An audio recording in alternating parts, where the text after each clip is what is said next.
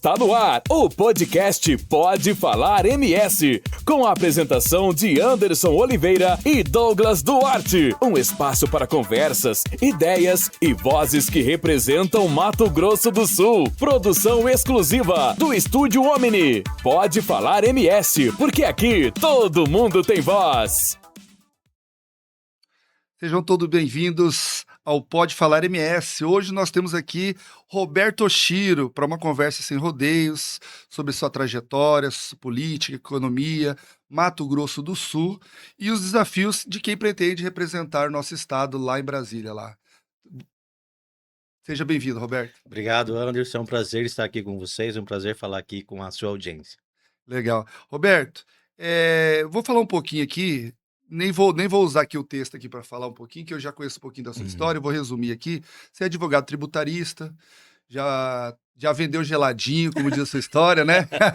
Exatamente. Já foi chapeiro, já trabalhou de chapeiro, Exato. já foi gerente de construtora, Sim. e hoje advogado, tem um trabalho muito árduo na Associação Comercial de Campo Grande, né? Como secretário por várias gestões aí já, né? E tem um trabalho aí com o comércio de Campo Grande. E também já foi candidato a prefeito, vice-prefeito agora com a Rose Modesto, agora na última eleição, candidato a deputado, e agora tenta mais uma vez. Não. Agora eu estou indo para o Senado. Pro Senado, né? Eu fui candidato a vereador em 2012, fui candidato a vice-prefeito em 2024 e depois agora candidato ao deputado Senado. você não foi candidato. Estou pré-candidato ao Senado também, né? Pré-candidato Não teve ao as Senado. convenções ainda. Mas tem a convenção, mas o Novo é um partido mais já acertado, né? Ou tem outros querendo ser candidato ao Senado lá? Como que tá a situação? Olha, Anderson, a política, ela dorme de um jeito, acorda de outro, né? Pois A gente tem, sim, bons nomes, né? Eu acho que Uhum. todas as pessoas têm o direito de colocar seu nome à disposição e a Uhum. construção ali dentro do Novo é feita de maneira muito democrática, né? Diferente de outros partidos, que você tem lá os generais que comandam, né? Os coronéis que comandam, que falam quem pode ser ou não candidato, até reduzindo muito a escolha do eleitor, olhando muito a nossa livre escolha, né? O Novo não, o Novo é diferente. O Novo, ele parte de uma construção democrática, de um grupo de pessoas que, inclusive, não fazem parte da política, né? Não fazem parte desse sistema político que existe hoje no país. Então, por conta dessa diferença e também do alinhamento das pautas, né, das bandeiras ideológicas que nós temos, a gente escolheu o Novo como um partido para construir. Eu quero falar mais sobre essa questão partidária, mas daqui a pouco. Primeiro eu quero perguntar para você, Roberto, quem é o Roberto Oshiro quando não está diante das câmeras? Quem é esse Roberto Oshiro que... A maior parte da minha vida eu não estou diante das câmeras, né? A maior parte do nosso tempo a gente não é aquilo que a gente fala na entrevista, né? Agora, de qualquer forma, sou o mesmo, sabe? Porque também durante as entrevistas, quando a gente está na frente das câmeras ou qualquer outra situação, né? A gente vem trazer aquilo que a gente pensa, aquilo que a gente sente, né? E comigo sempre fui muito honesto e sincero com aquilo que eu penso, com aquilo que me motiva, né? Aquilo que eu tenho como propósito. Eu acho que todos nós, na nossa vida, nós precisamos de um propósito, né?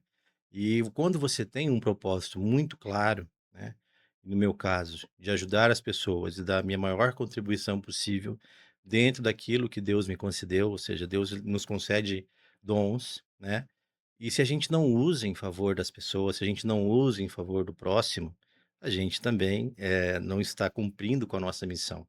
Então eu acredito muito nisso, sabe? Que nós todos temos um propósito. Qual é a nossa missão nessa vida, né? Para que a gente veio? Então, a todo momento, em tudo que eu faço, em todas as ações, entrevistas, ou mesmo durante o trabalho, as articulações políticas, eu sempre, né, pergunto, né, se isso está dentro do caminho, do nosso propósito, da nossa missão, né? E é ali que eu consigo me conduzir. Então, dentro diante das câmeras e atrás também, eu sou a mesma pessoa, uma pessoa que acredita muito, né, eh, na liberdade, né, no direito das pessoas terem opção de escolha, né, e também na construção de uma sociedade mais justa, mais correta, né, que a gente possa continuar tendo esperança em relação ao nosso Brasil. Então é isso. Legal. Roberto, Eu quero falar um pouquinho antes de nós começarmos as perguntas mais direcionadas aí para Brasília, pra política aí do Brasil, saber um pouquinho de você, né. Então, você é um grande profissional já muito bem-sucedido aí, né, na sociedade, né, um grande nome aí da sociedade sul-mato-grossense, do comércio. Em que momento você decidiu que não bastava só comentar política e que você precisava participar realmente, efetivamente dela? Anderson, a minha vivência, eu acho que desde lá da escola, do colégio, a gente estudou junto lá no Instituto de Assim, Educação de Campo é, Grande, no projeto nos Master. conhecemos desde jovem, né. Então, mas quando eu era criança, eu já era bastante questionador, né? Eu era muito curioso, então eu estudava por conta da minha curiosidade de querer aprender, de querer entender como o mundo funcionava ao nosso redor. Comecei estudando no Dom Bosco, meu pai tinha condição na época, então a gente estudava numa escola particular, católica, então a minha formação foi muito forte do ponto de vista religioso. Minha mãe era professora de catequese, né? Então a minha família muito católica também. E aí eu discutia com ela vários assuntos, dentre eles a questão religiosa. E lá no Dom Bosco, apesar de ser uma instituição, né, católica também, religiosa, cristã, eh, ao mesmo tempo você tinha uma situação de classe social, de um poder aquisitivo bem mais elevado, né? Eh, e às vezes você tinha outros alunos ali que não tinham tanta condição, que eram bolsistas, né? Eram filhos, às vezes, da faxineira que trabalhava na escola, né? E eu via aquilo ali, as pessoas discriminando, né? Os outros coleguinhas discriminando. Aquilo ali sempre me incomodou muito, muito, né? A ponto de brigar na escola por causa disso. No segundo grau, Deus escreve certo por linhas tortas, né? Quando veio o plano cruzado, meu pai tinha aberto uma mercearia e a gente teve muita dificuldade. A gente passou por necessidade. E aí todos, eu e minhas 4 irmãs, fomos estudar em escola pública, né. E aí eu tive a oportunidade e o prazer de estudar lá no Instituto de É, Educação de Campo Grande, no projeto Master, que verdade. era uma escola modelo, que eu acho que foi fundamental naquela época, pena que ela acabou. E ali eu tive a oportunidade também de conviver com pessoas de classe social, né, de diversas classes social, mas é claro, é um poder aquisitivo muito menor, uma escola pública. E ali eu me encontrei. Né, ali a gente tinha filosofia, ali a gente tinha aula de artes cênicas, aula marketing, tinha oficinas, tinha laboratórios, né, clube de ciências e cultura, grêmio estudantil.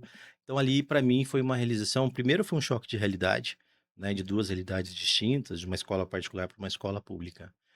Mas aí que eu fui me sentindo mais à vontade até para exercer a própria liderança ali naquele colégio, né. E depois aprendendo muito ali, a questão filosófica, a questão política, né, com os próprios amigos, com os próprios colegas e sentindo a realidade das pessoas.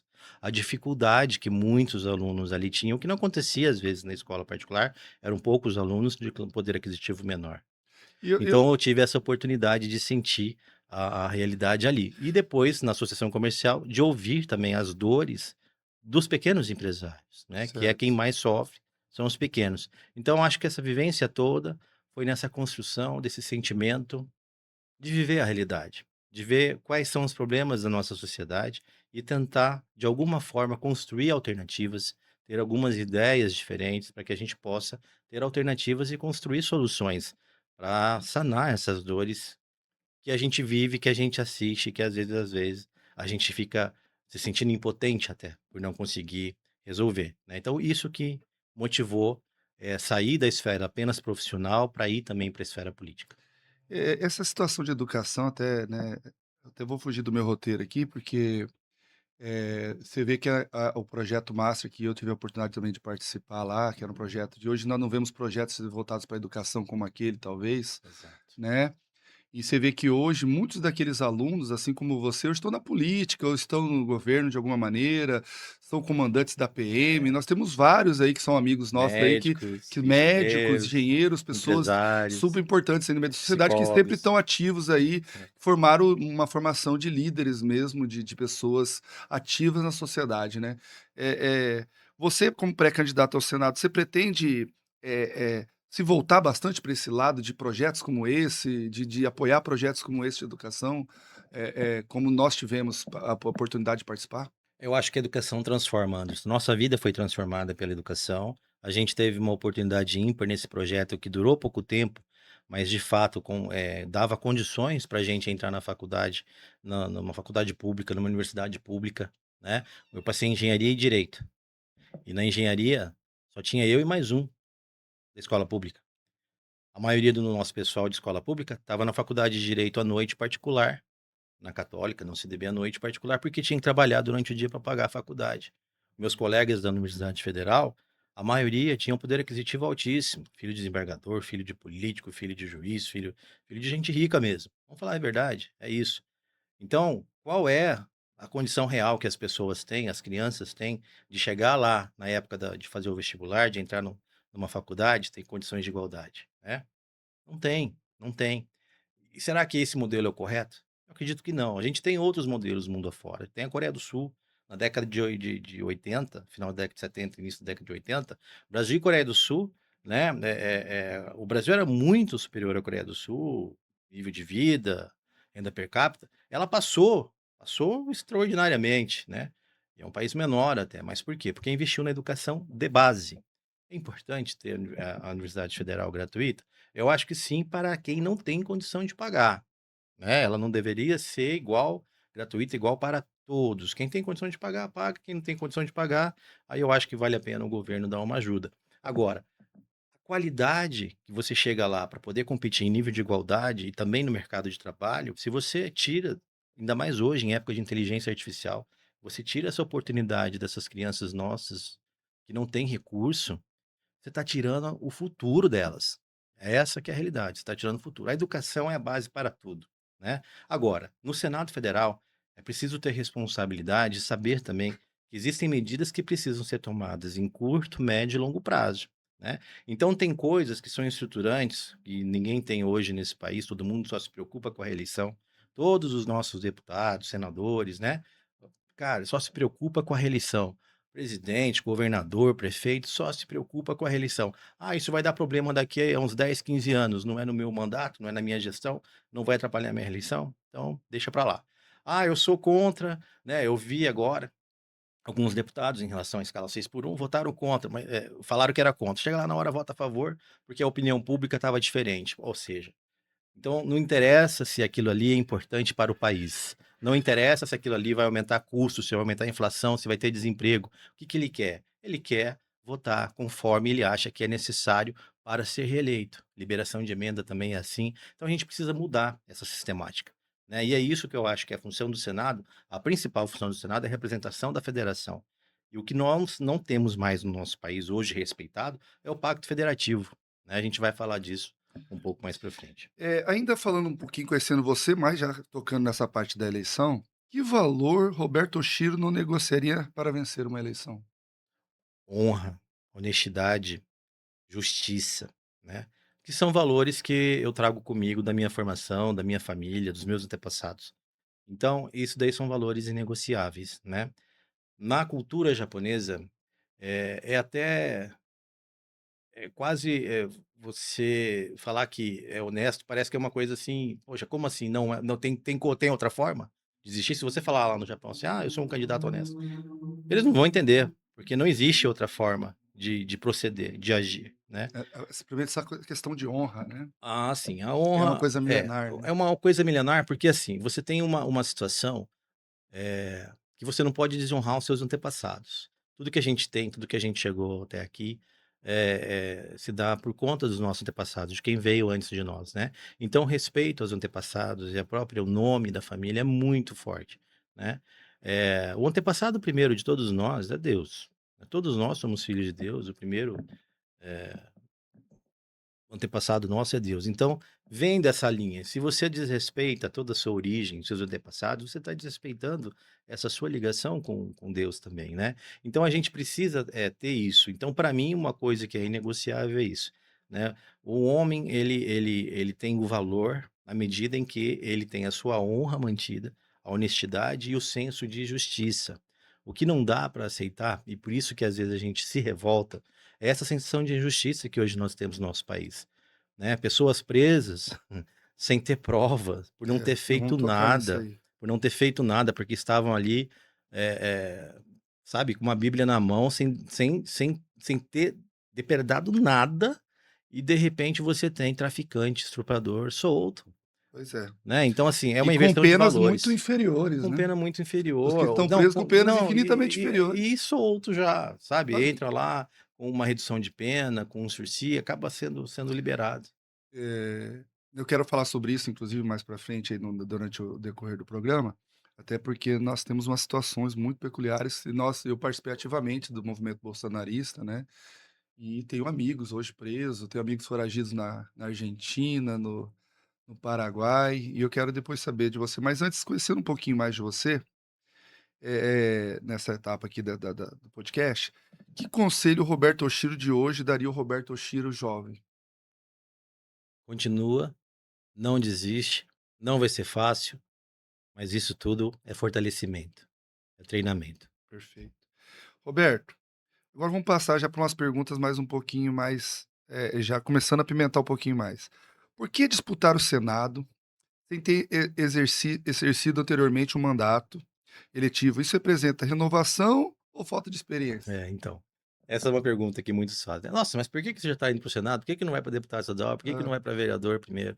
Anderson, eu faço articulação em relações governamentais, articulações políticas, uhum, relações governamentais, há mais de 20 anos, né? Para as entidades do setor empresarial, para o nosso estado e para o Brasil, né? Então, eu fui um dos motivadores que a gente começasse a fazer isso em nível nacional. A gente começou aqui na prefeitura, depois no governo do estado, em nível estadual e depois em nível federal. O que acontece? Como advogado, quando você tem uma lei que é aprovada, né, uma lei foi aprovada pela prefeitura, pela Câmara, pela Assembleia, pelo Congresso. Para você derrubar essa lei na Justiça, vamos supor que ela é inconstitucional, tá? Aprovar uma lei inconstitucional.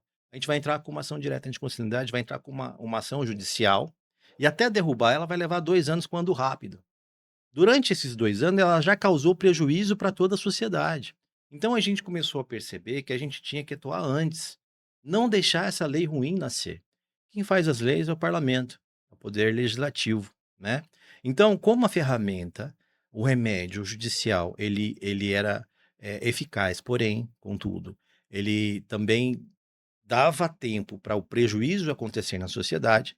A gente viu que a gente precisava atuar antes. Foi daí que nasceu essa minha atuação no legislativo, né? Analisando todos os projetos de lei em tramitação na Câmara e na Assembleia Legislativa, e depois no Congresso Nacional, aquelas leis que pudessem causar prejuízo a toda a população, não apenas ao setor empresarial. Quando você causa prejuízo à economia, você causa prejuízo a toda a população, porque quem paga a conta realmente, no final de tudo, é o consumidor, é o trabalhador, né? O empresário, ele só vai repassar todo aquele custo de carga tributária no preço de produtos e serviços. Mas quem vai pagar mais caro por transporte, saúde, educação, segurança, eh, água, energia, combustível, é o trabalhador, é o consumidor. Então, assim, ele causa prejuízo a toda a sociedade. Foi daí que nasceu essa necessidade de atuar antes. E o que que eu assisti na atuação de relações governamentais? Eu fui coordenador de relações governamentais da Confederação de Associações Comerciais do Brasil, lá no Congresso Nacional, no governo federal. O que que eu assisti na aprovação da reforma tributária, que eu acompanho há mais de 2 décadas?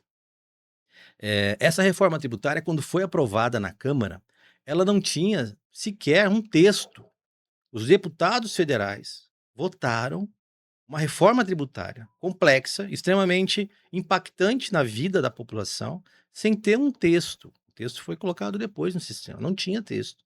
E aí, no Senado, a gente conseguiu fazer algumas articulações e algumas intervenções e emendas para tentar salvar os pequenos, tentar o simples a gente conseguiu salvar na Câmara, mas precisava de uma evolução. Então a gente conseguiu fazer algumas articulações no Senado. Sabe, uma das dificuldades que todos nós enfrentamos lá, a gente teve deputados e senadores que apoiaram nas frentes parlamentares que construímos, claro, mas a gente não tinha alguém ali com qualificação técnica ou formação adequada para poder fazer o embate, poder fazer o debate com qualidade ali no parlamento, usar a tribuna para poder defender as ideias que são importantes para toda a sociedade, para a população, para o povo ali no parlamento. Então, eles não tinham argumentos, eles não usavam, sabe? Então, essa falta de condições e preparo fez com que as associações comerciais, o setor empresarial, os pequenos empresários, né? A gente vê que a nossa necessidade hoje, tudo que interfere na vida da população está no Congresso Nacional.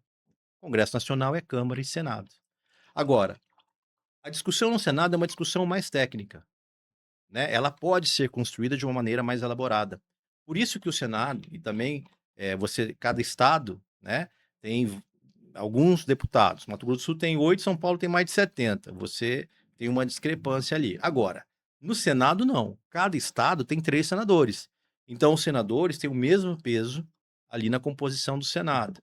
Por isso que é a casa que representa a federação, né? É onde a gente consegue evoluir melhor com aquilo que a gente precisa aprovar para trazer de fato benefício para a população, para fazer a verdadeira política, não essa politicagem que a gente está assistindo aí, com troca de favores, troca de emenda, preocupado com a próxima eleição, né? Esse sistema pernicioso e perverso que a gente vem acompanhando ao longo dos anos, acabando, dilapidando com o futuro da nossa nação. Deixa eu fazer outra pergunta aqui. O senhor é pré-candidato para vencer essa eleição, para fortalecer uma ideia ou um partido? Para vencer a Para vencer a eleição. eleição. Para vencer a Vencer a eleição. eleição. O que acontece? Nós fizemos uma análise, né? E nessa parte de estratégia política eu aprendi bastante. Para deputado federal, a gente tinha um quadro, a gente tem aqui no estado hoje, uma coligação de partidos, quase que 100% dos partidos cooptados dentro da estrutura do governo, para a reeleição do governo e eleição dos candidatos que eles querem. E você pode perceber que, por mais que você tenha alguns outros bons candidatos que poderiam estar ali disputando ao Senado, você não tem a chance De se de colocar colocar o como nome à candidato. disposição. Exato. A mesma coisa em relação aos deputados federais. Você tem ali um favorecimento para quem já está no cargo, um favorecimento para quem já tem um partido ou para quem está na estrutura de poder. Acaba sendo sempre os mesmos candidatos. A gente não tem opções de ter novas lideranças? Será que a população não pode ter uma opção de escolha melhor do que aqueles que já estão ali? Será que todo mundo está satisfeito com esses mesmos políticos que estão aí há tantos anos? A nossa vida melhorou de 4 anos para cá, ou de antes para cá? A gente está assistindo essa mudança acontecer, essa melhoria acontecer de fato na nossa vida, porque propaganda tem bastante, né? Falam que bate recorde disso, bate recorde daquilo. O que eu estou assistindo na ponta, na prática? Eu acho que esse pessoal tinha que sair dos gabinetes e ir ouvir a população, que é o que eu estou fazendo. Vai ouvir a população. O que a gente ouve lá da população? Né? O que a gente ouve do nosso povo, na base? Cara, você não tem nem infraestrutura. A rua da sua casa é toda esburacada. As estradas, a mesma coisa. Saúde, uma fila interminável de cirurgias eletivas de especialidades médicas que não tem. Agora, escândalo de venda de vagas, 25.000 vagas num esquema de corrupção que deu cadeia até, né? O pessoal que estava ali no governo fazendo coisa errada. 25.000 pessoas que passaram na frente. Será que não morreu? Os que ficaram para trás, será que estão vivos ainda? Então, assim, é uma falta de assistência, uma falta de respeito pela vida humana. Isso é um absurdo, isso não deveria acontecer em país nenhum do mundo. Por mais dificuldade que o Brasil tivesse do ponto de vista econômico, e não tem. No Brasil sobra dinheiro. Sobra dinheiro, mas sobra ladrão também. É isso que o Zema fala, e eu acho que é isso que a gente precisa começar a mudar, né? Então, a pessoa fala assim, mas por que a candidatura ao Senado? Primeiro que eu estou sentindo que a população quer mudança. De todo mundo que a gente conversa, todo mundo quer mudança. Saiu uma pesquisa qualitativa que 72% dos nossos eleitores de Mato Grosso do Sul não querem votar no mais do mesmo. E quais são as nossas opções? Então, aí me pediram, falou assim, ô Chiro, a gente precisa, porque agora nós temos 2 votos para 2 Senado. votos. Temos 2 votos. Por mais que às vezes a pessoa já tenha um candidato, a pessoa da direita mesmo me pediu. Falou assim, ó, a gente deve ter um candidato de direita no PL e talvez contar o Polon, né? Dependendo da pessoa, que gosta de um, gosta de outro, etc. E quem que é o segundo voto? Não tem. Então, então, por favor, venha você, seja candidato, que vai ser o nosso segundo voto, né? Uma eleição de 2 votos para o Senado, mas é uma eleição majoritária. Você não depende de chapa proporcional, você não depende ali de várias outras pessoas tendo que fazer uma quantidade muito expressiva de votos. É só você e o eleitor, né? Então, aí a gente viu essa oportunidade acontecer e, ao mesmo tempo, encaixou com aquilo que a gente precisa de mudança. Por quê? O nosso país, a gente deve falar mais para frente, deve estar numa das suas perguntas, vive uma crise institucional muito grande hoje. Por mais que o Congresso Nacional aprove leis, o que acontece depois? Vem o STF e caça aquilo. Então você tem a vontade de toda a população representada pelo parlamento, né, de 503 deputados, 81 senadores, subjugada por uma ação autoritária, por um abuso de autoridade de um único ministro, que caça uma lei que foi aprovada pelo Congresso. Então, assim, a gente precisa corrigir. E quem que tem o poder de fazer essa correção? O freio e contrapeso do Poder Judiciário, do STF, está na nossa Constituição. E é o Senado Federal. Mas a nossa Constituição, nesse aspecto, foi sequestrada, né, por esses ministros que não deixam evoluir dentro do Congresso, dentro do Senado, os pedidos de impeachment, centenas de pedidos de impeachment que estão ali na gaveta do presidente da casa. Então a gente precisa ter uma maioria no Senado, que na última eleição a gente só renovou 1/3, agora a gente vai renovar 2/3. A gente precisa de uma maioria de senadores que tenham coragem, que tenham liberdade, sem rabo preso para fazer o que precisa ser feito. A gente precisa voltar à normalidade institucional para depois sim aprovar leis e medidas que vão melhorar de fato a vida da nossa população. Por isso o Senado, por isso essa escolha, e a gente está nessa eleição para vencer. Eu quero fazer depois uma pergunta bem contundente sobre isso aí, mas vamos acompanhar aqui Se formos candidatos. o A gente está nessa raciocínio. né, pré-candidatura, nessa É, eleição para vencer se formos candidatos. o senhor é pré-candidato para vencer. Desculpa. Qual é a principal razão para o eleitor trocar nomes já conhecidos por Roberto Oshiro? Você falou que até quero melhorar essa pergunta aqui. O Novo é um partido de direita, né? Constituinte de direita, bem, inclusive bem engessado, entre aspas, assim, porque ele tem muitas regras lá Sim. para ser do partido, é um partido muito sério e tal. E hoje nós temos aí, como você mesmo falou, do aparelhamento aí do governo aí, que praticamente hoje todo mundo está trabalhando por uma reeleição do ex-governador aí, Reinaldo Azambuja, que hoje está no PL, né? Para Senado, que é a mesma vaga que você pretende estar pleiteando. E aí, inclusive, cerceando o direito de outros candidatos da direita raiz serem candidatos ao Senado mesmo. Talvez o Polonio e o próprio Contar terem sido os dois nomes ali, né, do PL, né? E você conta com isso, para que seja você esse nome, essa segunda via, esse segundo nome aí para a direita, tendo um do PL mais você, e você até acha que a população pode optar por você por ser um candidato de direita já bem constituído aí dentro do Mato Grosso do Sul? Eu enxergo assim, você tem uma articulação político-partidária que foi feita, né? Hoje o PL tem essa nova direção, né? O que aconteceu com o PL no Mato Grosso do Sul? O PSDB foi para dentro do PL, né? Você vai vários candidatos do PSDB que hoje estão ali no PL. Você tem candidatos que eram centro-esquerda hoje que estão no PL. O Novo, se você olhar todas as votações, tem até uma pesquisa no Congresso que fala sobre isso, é o partido mais à direita do Brasil, mais de direita real. O que é ser de direita? Né? É só dizer que é de direita? Não. E outra, vamos fazer uma diferença entre a direita verdadeira, a direita raiz, a direita de verdade, da direita só de levantar a bandeira e querer fazer torcida organizada. Não é isso, né? A direita verdadeira, ao meu ver, a direita raiz, é aquela que resolve os problemas da vida da população na prática. É quem luta pela liberdade econômica, luta pela geração de empregos, né? Você tem pautas importantíssimas do ponto de vista também de defesa da família, né? E também das liberdades individuais, que eu acho que precisa ser respeitada. Então você tem uma série de coisas ali que vai realmente fazer essa distinção entre quem fala que é e quem pratica. É só olhar as votações e as ações que foram feitas ao longo da trajetória de cada um, né? Se você quer saber se um deputado aí que agora que tá no PL diz que é de direita ou em qualquer outro partido que seja, não só do PL, tá? É Teve só uma olhar as teve votações, uma como é que foi? migração, né, inclusive, de Teve uma vários migração. partidos, do PP, PSDB, né? pra lá, O o Dagoberto também sempre foi centro-esquerda, tá no PP. Então você tem o Geraldo Rezende, que também sempre foi centro-esquerda, tá hoje no União mais Brasil. esquerda até. É, Geraldo Rezende, pelo amor de Deus, esquerda. então, o Beto Pereira, que também antes ele tinha uma sempre votação mais à centro-esquerda, e depois ele começou uma votação mais à centro-direita de uns anos para cá, mas ele tinha uma votação mais a posicionamento político, tá? Não estou dizendo certo ou errado, mas é o posicionamento político. O alinhamento ideológico é isso daí. Então a mesma coisa acontece que os próprios deputados, né, os pré-candidatos, né, ao Senado, né, que você mencionou, eles foram para lá e quiseram continuar ali. Talvez acreditando numa composição partidária ou em algumas negociações que estavam sendo feitas, né? Agora, o que o eleitor, eu não sei se o Mas eleitor está talvez por muito ser o preocupado se é o partido partido. do Bolsonaro também, né? Então, e aí vamos lá, né?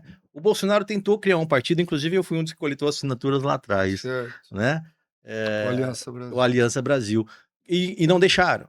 Não deixaram. Então ele teve que ir, saiu do PSL, né? Uhum. E depois foi pro PL. Agora, gente, o PL é um partido de centro, sempre foi um partido de centrão. O PL, o PP sempre foram partidos de centrão. Quem que era o vice do Lula na segunda eleição dele, na segunda eleição dele, que ele teve o mandato de presidente?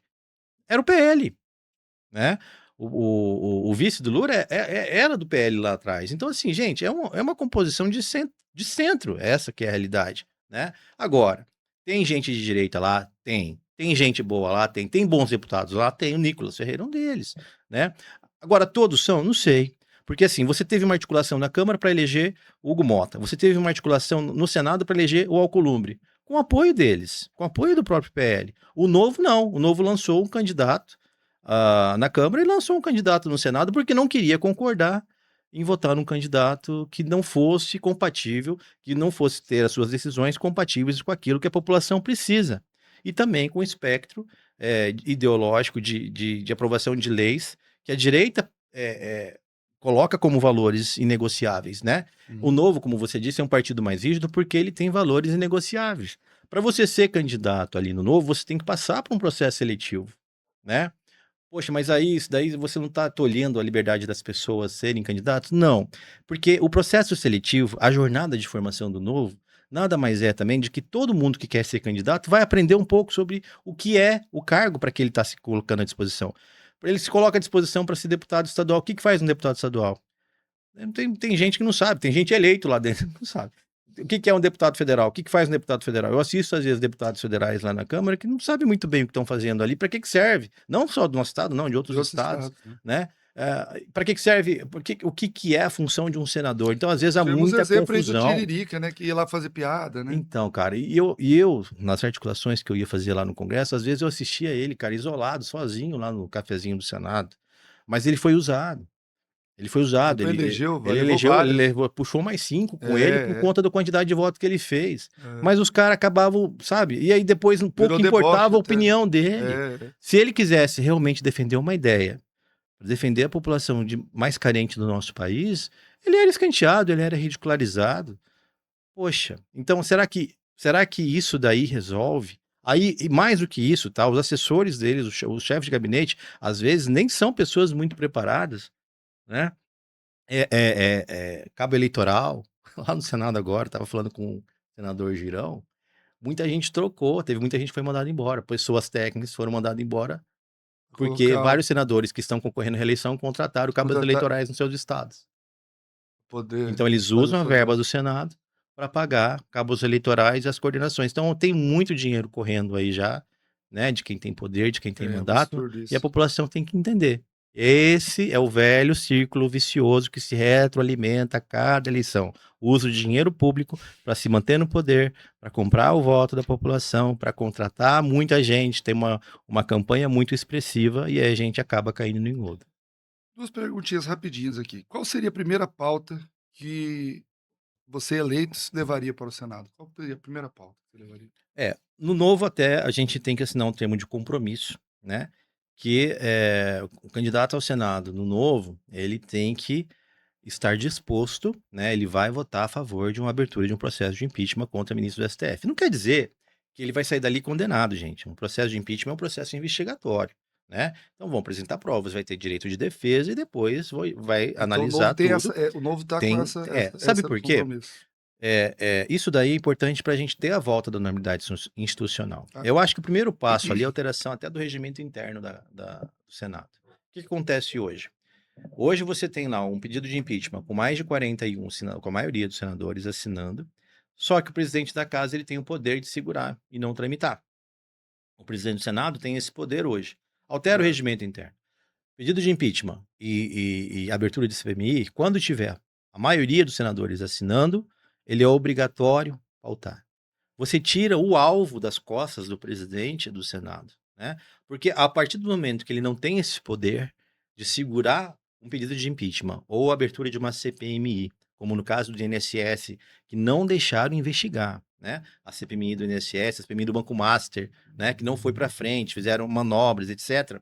Então, se você tira esse alvo das costas do presidente do Senado, você também tira o poder de coação só sobre uma pessoa. Vai ser muito mais difícil depois você ter alguém que seja ali, por exemplo, o alvo do pedido de impeachment, coagindo ou tentando coibir, né? Porque ele vai ter que fazer isso com 41 senadores, não com um só. Hoje você tem só a figura do presidente do Senado com essa responsabilidade. Então, a primeira alternativa, eu acho que é essa questão da gente alterar o regimento da casa para que realmente a gente tenha a volta da normalidade institucional.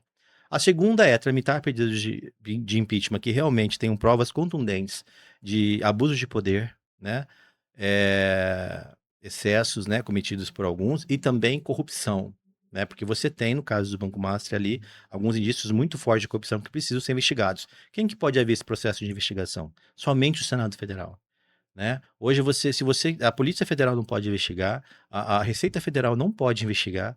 Você tem ali uma série de pessoas que a Receita Federal está proibida de analisar as declarações contábeis e todas as operações financeiras, né? Por ordem de um ministro do STF. Então, a gente precisa que as instituições funcionem de acordo com o que está na nossa Constituição, né? Então, a gente tem um problema muito grave de não respeitar a Constituição Federal por causa disso. Então, a primeira providência, eu acho que no Senado, é isso daí. Agora, o que realmente vai trazer de qualidade depois na vida da população? Ato 2, reforma tributária. Reforma tributária vai começar a valer já com mais força a partir do ano que vem, se os sistemas ficarem prontos, como estão prometendo. Mas a gente precisa de um ajuste urgente nessa reforma tributária para não quebrar os pequenos empresários e para não aumentar a inflação no bolso do trabalhador, né? Porque o que se avizinha é um aumento de carga tributária muito alto por conta dessa reforma, um aumento da complexidade também de você manter dois sistemas em paralelo e uma perda de arrecadação ainda maior para estados e municípios. Então a gente precisa de um aprimoramento dessa reforma tributária urgente, porque ela já começa a valer a partir do ano que vem. Falando nisso, vou colocar o nosso convidado aí para falar um pouquinho. Tem um convidado que quer fazer uma pergunta aqui, ele vai colocar.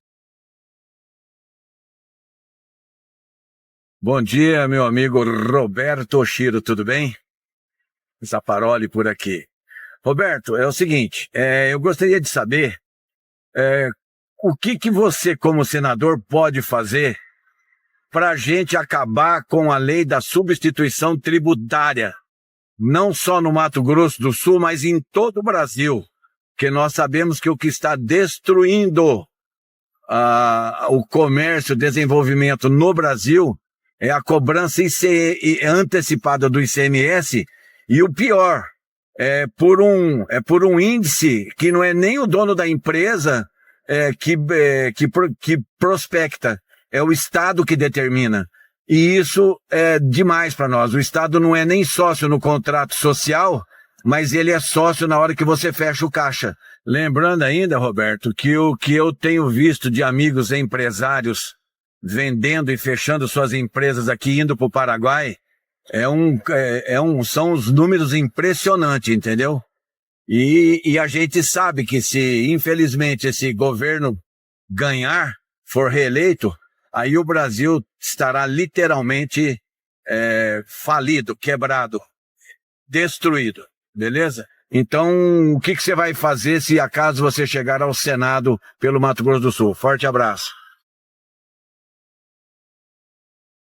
Aí, né, do movimento da direita de Mato Grosso do Sul, é uma liderança. O Zapa, você tem razão, tá?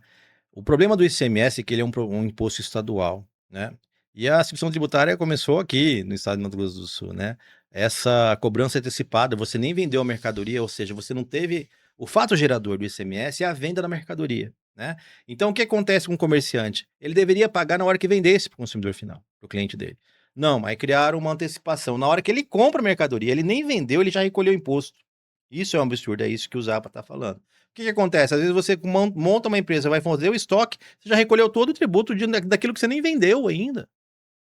E tem casos que às vezes pega fogo, você tem perda, você tem roubo, né? E para você depois tem esse imposto de volta. Entra com processo administrativo, demorado, e vai saber, você sabe se o Estado vai devolver dinheiro? É difícil, né? É difícil. Então, realmente essa é uma situação que atrapalhou demais os comerciantes, os empresários aqui do estado de Mato Grosso do Sul e continua atrapalhando, só que isso é uma questão estadual. E ela veio na Isso é uma época questão quem estadual. colocou isso foi na época do Zeca do PT, né? Começou lá, mas depois ele foi sempre crescendo, né? A partir de um determinado Foi sendo momento, chancelado. foi sendo chancelado e depois o STF validou, porque os advogados tributaristas entraram com ações, porque realmente você tinha ali uma discrepância em relação à ocorrência do fato gerador da obrigação tributária, que é a venda da mercadoria e a cobrança antecipada do imposto, né? Porque não tinha nem acontecido o motivo do imposto existir. Então, isso daí é um problema estadual que poderia ter sido resolvido, deve ser resolvido em nível estadual, né? Agora, a gente precisa trocar quem está no governo mantendo esse sistema, né, esse tempo todo. Na reforma tributária, você tem uma situação que BS mais CBS, em tese, não vão ter antecipação de tributos, não vai ter essa cobrança antecipada, né? O que vai acontecer? Você vai perder fluxo de caixa, por quê?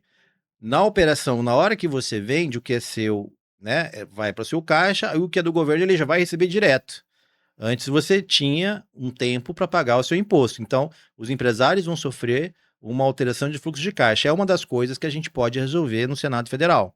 Outra, como a gente tem um período de transição de 8 anos, o que dá para a gente fazer? 7, 8 anos? A gente precisa encurtar esse período o mínimo possível para que a gente acabe com essa discrepância da antecipação. Então, enquanto não se resolve, quem pode resolver a questão da substituição tributária é o Estado, tá? Agora, no Senado, a gente aprovando no ano que vem uma lei para reduzir o período de transição, a gente não vai ter 2 sistemas em paralelo e o sistema novo de IBS mais CBS, no regime de crédito e débito, ele não tem essa antecipação de imposto, ele não tem a substituição tributária, né? É uma das coisas que a gente brigou para manter no texto da reforma tributária para que não tivesse esse sistema de antecipação. Ainda tem um problema de fluxo de caixa, porque o recolhimento ele sai das mãos do empresário e vai direto para o governo, né, para fazer as suas distribuições. Ainda tem esse problema que a gente vai precisar resolver, mas a substituição tributária a gente poderia resolver, Zapa. Uma das soluções é essa, mas precisa ter gente qualificada no Senado para poder fazer esse debate com qualidade e aprovar essa alteração na reforma tributária. Perfeito. Ô Chiro, vamos lá.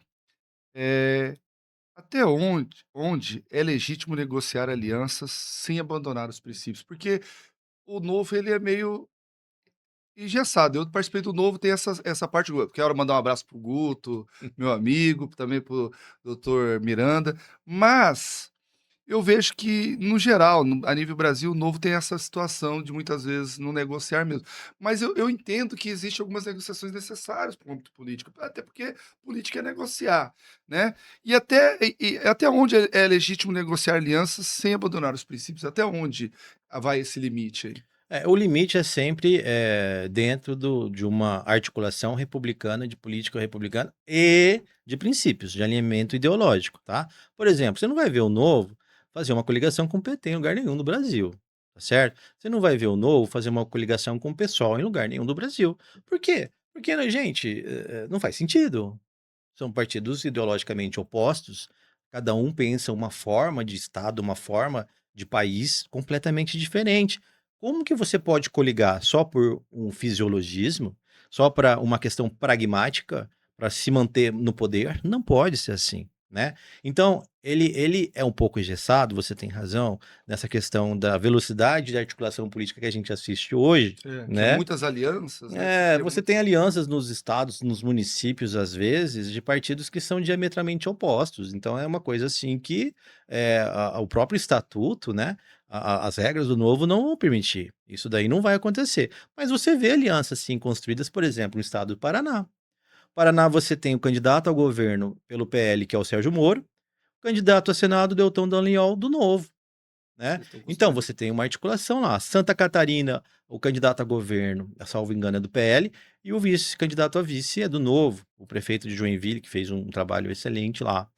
No Rio Grande do Sul, você também tem uma aproximação do PL com o Novo, e nós temos lá o Deltan Dallagnol, o Van Hatten, Marcel Van Hatten, como candidato ao Senado, e para mim um dos melhores parlamentares, né, do Congresso Nacional, e com certeza vai ser também um excelente senador, caso seja candidato ao Senado e seja eleito. Já em São Paulo, você tem uma situação que o PL fez uma articulação com o Centrão para lançar um candidato a Senado lá, né, a gente tem ali um ex-ministro do Bolsonaro, que é o Ricardo Salles, deputado federal excelente, candidato ao Senado pelo Novo. Só que ali o PL preferiu uma articulação do Centrão. O que acontece dessa briga da Michelle com o Flávio? É por causa do Ceará. O que aconteceu no estado do Ceará? Nós temos um excelente senador, o único senador do Novo, que é o Eduardo Girão, que sempre defendeu as nossas pautas, as nossas bandeiras da direita, do livre mercado, da livre iniciativa no Congresso Nacional, a defesa da família, né? A questão do cristã, de Deus. Então, assim, é um excelente candidato do Novo ao governo do Ceará. E o que o PL fez lá? Uma aliança pragmática com Ciro Gomes, um candidato de esquerda. Então, quem que foi incoerente? Né? Não foi o Novo. Se o PL quisesse fazer uma articulação com o Novo, é óbvio que ela aconteceria. Nunca o Novo recusaria uma coligação que fosse para o bem da população. Agora, mas é que senão a gente não consegue. Mas é porque o outro está melhor na pesquisa. Mas é preciso que lançar meu pai candidato ao Senado, que aconteceu lá no Ceará. Entende? Então, assim, aí você vê questões familiares, né? Tem minha esposa que vai ser candidata, né? Meu marido é candidato, eu não posso ir para o Novo, eu tenho que continuar no PL. Então, assim, gente, tem essas situações todas que acontecem que o Novo não aceita isso, né? Primeiro, eu acho que política não pode ser sinônimo de poder familiar, né? O Novo também não concorda com isso. Eu acho que todas as pessoas têm que ter o direito de ir lá, dar sua contribuição, né? Mas não viver daquilo para sempre. Vai lá, dá sua contribuição, não pode ficar se reelegendo indefinidamente 15 anos no mesmo cargo de deputado estadual, ele tem que subir, ou então ele sai, dá oportunidade para novas pessoas, para novas lideranças, porque a construção de novas lideranças é uma das coisas mais importantes que existem numa renovação política de um país. E a gente não vê isso acontecendo no Brasil. A gente vê o voto de cabresto, a gente vê o coronelismo, a gente vê grupos familiares e grupos de amigos se fechando no poder e não dá espaço para outras pessoas que pensam diferente. Aí você fica sempre no mesmo problema. Qual aliança você recusaria, mesmo que fosse decisiva para a sua eleição? Essa situação, por exemplo, de uma aliança do Novo com o PT, não dá. Com a esquerda, né? Com a esquerda, né? O Guto se manifestou esses dias em relação ao PRD do Delcídio, não dava liga, né? Não tinha como, né? E o PRD tem o PRD coligar com vocês? O PRD não teve, cogitaram a possibilidade, perguntaram para ele, não teve, acho que nenhuma conversa assim. Perguntaram para ele, depois perguntaram para o Delcídio, acho que é mais a imprensa perguntando se pode ou não pode fazer coligação, né? Mas o PRD também, ele tem uma federação com Solidariedade, né? Que tem lá um alinhamento ideológico mais à esquerda, né? Então, são situações que fica difícil. Por quê? Como que você vai coligar com pensamentos diametralmente opostos? Então, é uma aliança só de ocasião, né? Só de interesses eleitoreiros. Isso o Novo não faz, e eu acho correto. Mas se fosse pro bem do Mato Grosso do Sul, olha, pergunta hipotética, evidente, né? Mas se fosse pro bem do Mato Grosso do Sul, você teria coragem de contrariar o Partido Novo? Porque hoje nós temos visto muitos partidos que o partido é dono do candidato e nenhum candidato mesmo. Olha, nós tivemos aí várias situações aí. O Novo é um partido que mais dá liberdade para os seus deputados federais, lá são poucos, tá? Também talvez tenha isso, né? O Novo dá liberdade para os deputados federais votarem conforme a sua consciência, né? Agora, é óbvio que você tem pautas, por exemplo, você vai votar por aumento de gasto do Estado, você vai votar para aumento do seu próprio salário, você vai votar pro aumento do gasto público com suas mordomias, para que você, por exemplo, assim, entrou um projeto lá que vai votar para que os deputados federais, os senadores, tenham mansão e chofer. Um deputado, um senador novo está proibido de votar a favor disso, entendeu? E isso daí é inegociável. Por quê? Porque a gente é pela redução do custo do Estado e pela redução das mordomias dos políticos. Porque a gente entende que político, ele está lá a serviço de todos nós, está a serviço da população. Não é rei. Não tem que ser tratado como rei, não tem que ser tratado como autoridade máxima que tem que ser reverenciado. Foi o que o Zema fez lá em Minas Gerais. Né? Ele tinha direito a morar num palácio, etc. Ele abriu mão daquilo, abriu para visitação pública, transformou aquilo em receita. Era uma despesa absurda para manter o governador morando num palácio. Foi morar numa casa simples, num apartamento simples, como ele já morava, sabe? Sem funcionário, ele mesmo lavando a louça. Então, gente, para que a gente vai endeusar político? Não é correto isso. Não existe isso na Inglaterra, não existe isso no Japão, não existe isso em nenhum país do mundo, só no Brasil. A gente tem que acabar com essa elite dos intocáveis. Essa é a verdade, né? Então, assim, tem coisas que o Novo, ele realmente não vai deixar os deputados e senadores votarem. Agora, a maior parte das pautas ali, você tem liberdade. Você é um dos empresários e tá de volta aí advogados e bem relacionados até por causa da associação comercial hoje, que teria um network aí bem vasto, tem o seu telefone aí, com certeza sua agenda aí vai de governador a pequenos e grandes empresários aí do Mato Grosso do Sul e do Brasil, né? Mas você está preparado para perder apoio político, amizades, oportunidades É, para manter minhas a sua convicções, posição? isso já acontece, viu, Anderson? Isso já É? acontece, já acontece, né? Já E perdeu a amizade. amizade não é Verdadeira? verdadeira, não, É, sabe? Porque a gente pode discordar. Inclusive, eu tenho amigos de esquerda que a gente troca muita ideia. é. Ó, Fausto Mato Grosso, cara, é uma pessoa que eu admirava muito, a gente discordava muito, É. né? Ele faleceu e tal, mas ele era do antigo Partido Comunista Brasileiro.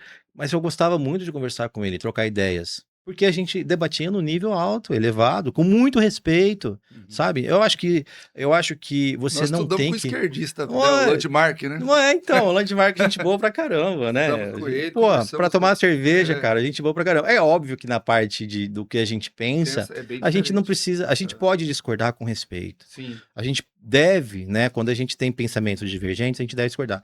O que faz a evolução do mundo é essa união de opostos. A união dos opostos é que faz a roda da prosperidade girar e acontecer. Porque se todo mundo pensa igual, você não consegue ter ideias novas.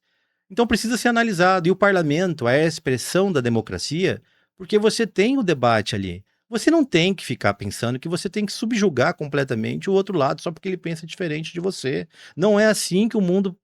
Isso não é o mundo ideal. Isso não é o mundo ideal. Eu já tive situações na parte profissional que eu fui defender, sim, o que a gente pensa lá, o livre mercado, a livre economia. E teve situações, Anderson, que lá no governo do estado, na Secretaria de Fazenda, falaram: não traz o Oshiro aqui. Por quê? Porque eu tinha um pensamento e argumentos tão consistentes e fortes que eles não tinham como contrapor. Então eles falavam assim: é melhor não trazer o Oshiro, entendeu? E aí começaram a parar de atender. Hoje, você tem situações que o governador não atende. Manda um secretário atender. Você tem situações que a prefeita não atende, manda um secretário atender, ou nem isso às vezes. Gente, o político erra menos quando ele ouve mais. Não se abstenha desse privilégio de ouvir a população, ainda que seja numa situação, numa posição diferente da sua. Quem está no poder, ele tem que ter essa sensibilidade. O senador, o deputado, o governador, o prefeito, por favor, ouçam mais a população, que aí vocês vão errar menos. É isso que eu assisti na pandemia. Sabe, se o prefeito não tivesse a condição de querer ouvir a população lá, ele ia errar muito como erraram no país inteiro, aí Brasil afora. Então, eu acredito que a gente não precisa, sabe, abrir mão das nossas convicções e mesmo assim a gente pode construir através do convencimento, construir através de um bom diálogo, porque é importante saber dialogar, né? Você não precisa fazer inimizade, você não precisa fazer nenhum tipo de inimigo, você pode construir sempre. Errar é humano, né? A gente sabe que as pessoas erram, os políticos erram também. E a gente precisa mostrar para eles onde eles estão errando, para que eles possam ter a condição de evoluir. Então eu sempre acreditei muito nisso, e essa foi a postura que a gente sempre teve. Nunca eu fui lá para discutir com um deputado estadual, ou um deputado federal, ou um vereador, tacando pedra ou partindo para acusação do lado pessoal. Jamais, tá? Isso daí a gente vai, explica, tenta convencer, mostra onde está errado, como pode ser melhor, como que a gente pode construir pontes, não levantar muros. Pegando esse gancho aí, a direita e a esquerda hoje, eu acho que a forma como ela está hoje, está muito complicado fazer política até, porque eu vi aí esquerda que tinha pautas aí para defender, inclusive leis, E aí, porque a direita começou a apoiar lá, ela votou contrário a próprio aquilo que ele já apresentava. E a direita a mesma coisa. Aí o cara pega lá e faz um post dizendo, olha, quem votou nessa pauta aqui. Às vezes algumas sim. Até eu acho que são defesas da direita mesmo, são ideológicas, mas tem coisa lá que era benefício para a população no modo geral. E o cara, porque era a pauta, era a preposição do deputado da esquerda, a direita não vota. E é o mesmo contrário, a esquerda votando contra só por votar, coisa que ela mesmo lutou muitos anos para tentar conseguir, quando teve a oportunidade, votou contra por uma questão de... E aí eu quero te fazer uma pergunta mediante isso. O senhor apoiaria uma medida correta apresentada pelo seu adversário político? Se a medida for correta para o bem da população, vamos supor apenas por suposição. Estou lá no Senado e, infelizmente, não foi a direita que venceu, o Lula foi reeleito. É uma situação que pode acontecer. Certo. Agora, ele mandou um projeto de lei lá que vai atender a população que está precisando de verdade. Um projeto de verdade, não o eleitoreiro, não uma situação de... faz de conta, mão, né?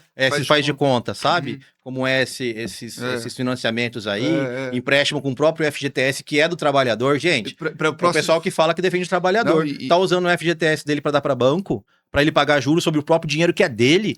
Pelo amor de Deus. E o endividamento, né, Roberto? Endividamento da família brasileira, é um absurdo. Olha, eu tenho funcionários, nós temos funcionários nossos que entraram nessa situação aí, só para deixar bem claro aqui para você que está nos ouvindo aí, e é uma constatação.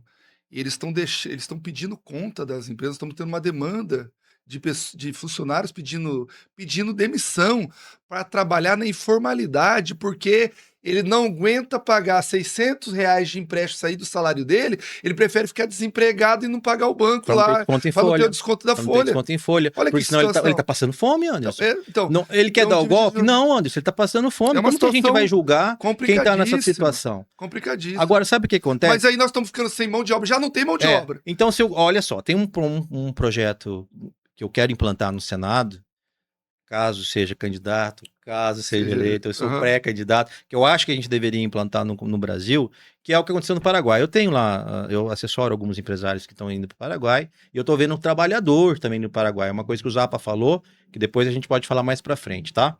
Mas o Paraguai aprovou uma lei que ele limita em 18% ao ano juros de cartão de crédito. No Brasil, é 13% ao mês, gente. No Brasil é proibida a jotagem, né? Mas banco pode. Jota às vezes cobra menos. A Jota cobra menos. Juro de cartão de crédito a 13% ao ano. Anderson, quem que usa o limite do cartão de crédito e não consegue pagar? É o rico? É o empresário? Não é o pobre, é o trabalhador, é quem ganha menos. Cara, aí você põe a corda no pescoço, aí tá todo mundo se enforcando. Então esse juro de 13% ao mês, quem tá ganhando dinheiro com isso é banco. E aí entra presidente, sai presidente, vai direita, esquerda, centro, ninguém faz nada. Ou seja, tá todo mundo ali para votar a favor dos bancos no Congresso Nacional? Poxa, ninguém põe um projeto de lei para aprovar, para passar isso.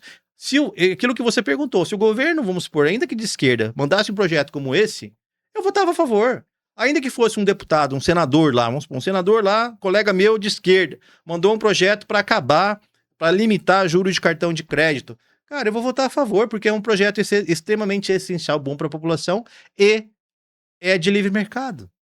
Porque ele equaciona as regras do jogo, né? Então, se você é favorável, entende? Agora, quem propôs, não quero saber se é fulano, mas hoje Beltrano, esse problema, é bom né? para a população, a gente vai votar. Se votou na esquerda, essa é contra a direita. Se votou a favor da é contra a esquerda. Mas a gente assistiu candidatos de direita votando no projeto da Erika Hilton. Mas isso não porque eles achavam que era bom. Porque achavam que a opinião pública estava contra. E eles estavam preocupados com a reeleição.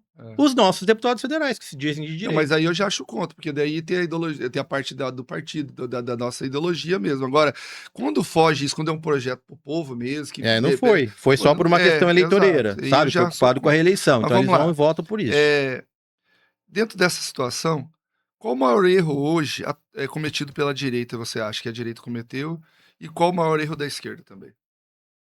Da esquerda e da direita? Bom, eu acho que a direita, ela precisa pensar em projeto, ela precisa pensar em bandeiras, ela precisa pensar no que faz ser de direita. Não em nomes apenas. Não em quem indica quem. Não em quem está mais próximo da cozinha do Bolsonaro. E foi o que a gente assistiu na eleição de 24, que a gente está assistindo de novo agora, sabe? É importante. O Bolsonaro, cara, foi um presidente muito importante no Brasil, né? Ele deveria ser candidato. Ele caçaram os direitos políticos dele numa ação, sabe?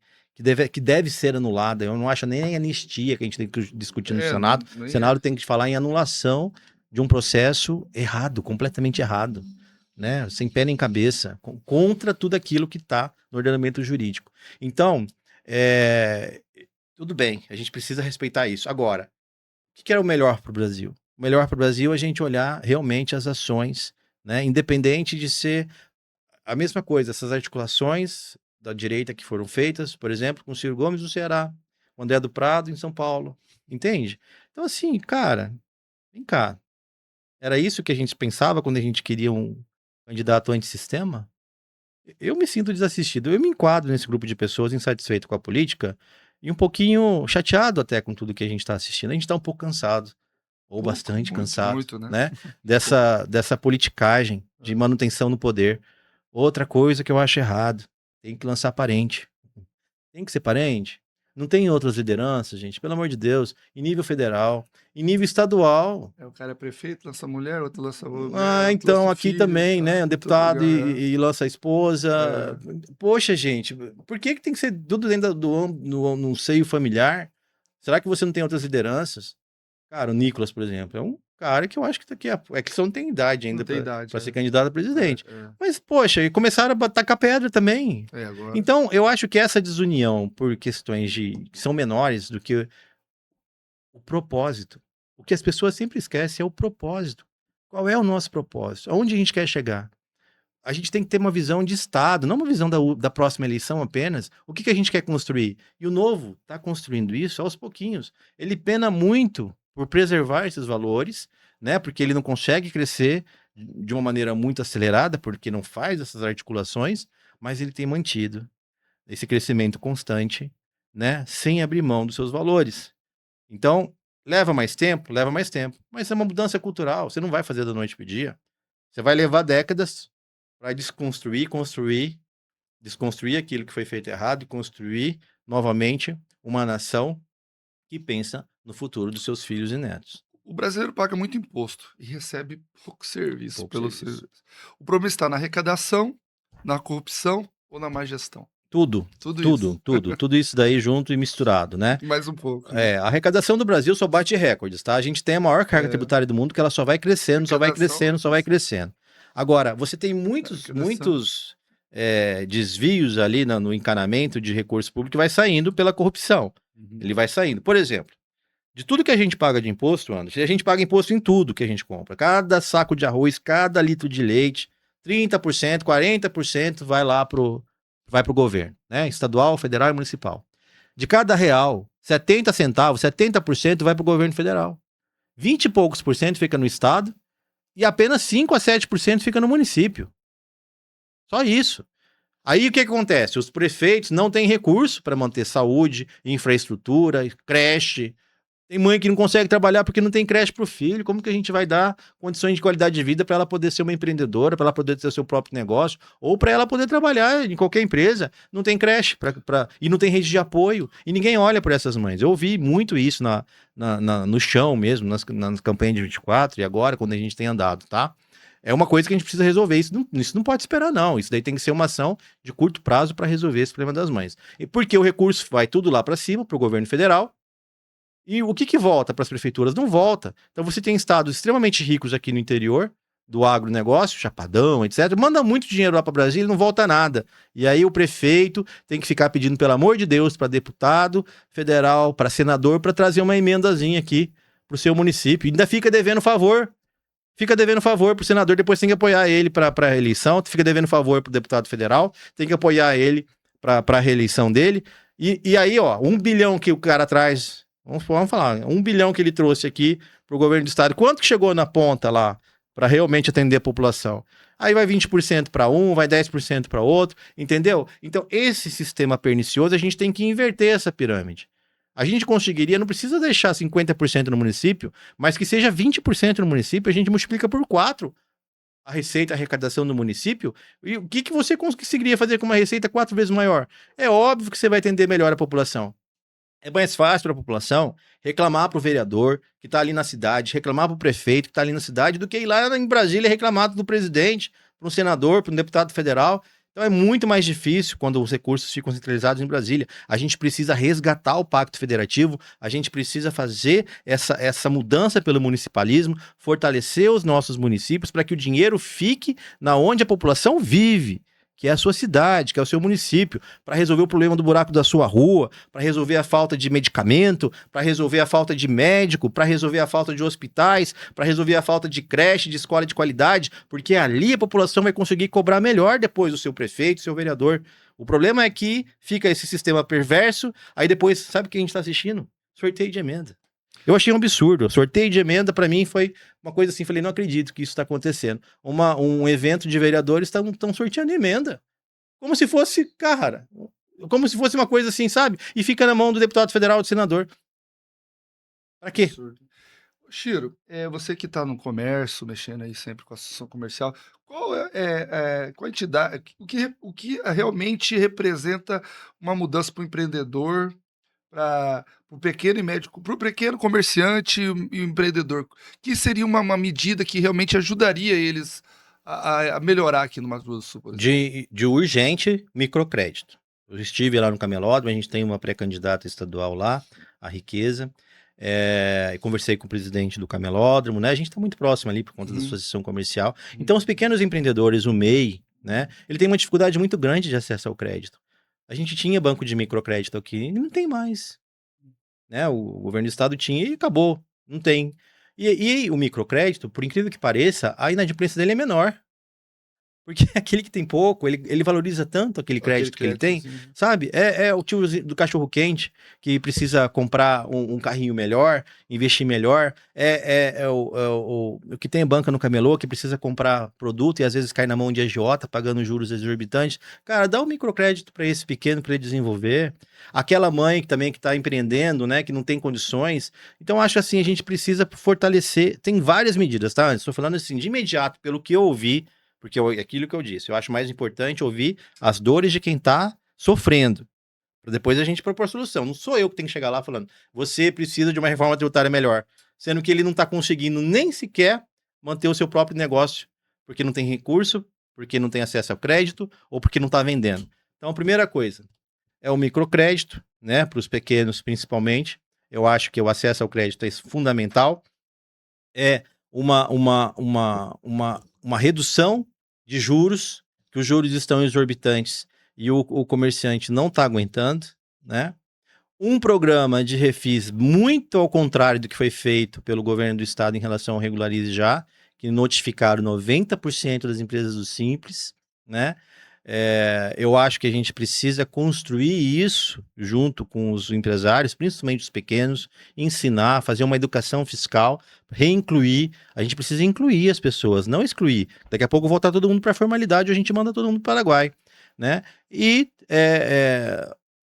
para aumentar as vendas, a gente precisa sair desse buraco. A gente precisa sair dessa crise que o nosso país está passando. Como que a gente faz isso? Reduzindo despesa, reduzindo o déficit fiscal. Isso é extremamente importante do ponto de vista de macroeconomia, para a redução da inflação e também para a redução da taxa de juros. E mais, a gente precisa aumentar o salário do trabalhador. Aí você fala, mas você, empresário, está falando em aumentar o salário do trabalhador? Óbvio. É óbvio. Se o trabalhador ganha mais, ele tem mais qualidade de vida. Se o trabalhador ganha mais, ele tem mais dinheiro para gastar no comércio. É um círculo virtuoso, é o contrário, é a roda que faz a economia girar, é a base de salários. Aí como que aumenta o salário do trabalhador sem aumentar custo para o empresário? Então, mas não seria diminuir a inflação e dar poder de compra para o nosso próprio dinheiro? O poder de compra do salário mínimo já esvaziou faz tempo. Eu estou assistindo trabalhadores indo para o Paraguai, por quê? O salário mínimo lá é maior. Nosso aqui é 1.500, lá é 2.300. Ok. Só isso? Não, o custo de vida é 50% mais baixo.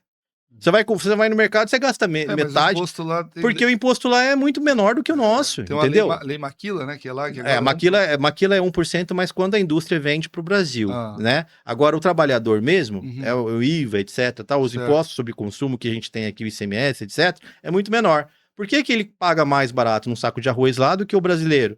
Porque o ICMS, o IVA dele, o ICMS dele é muito menor, né? Todos os impostos lá são muito menores.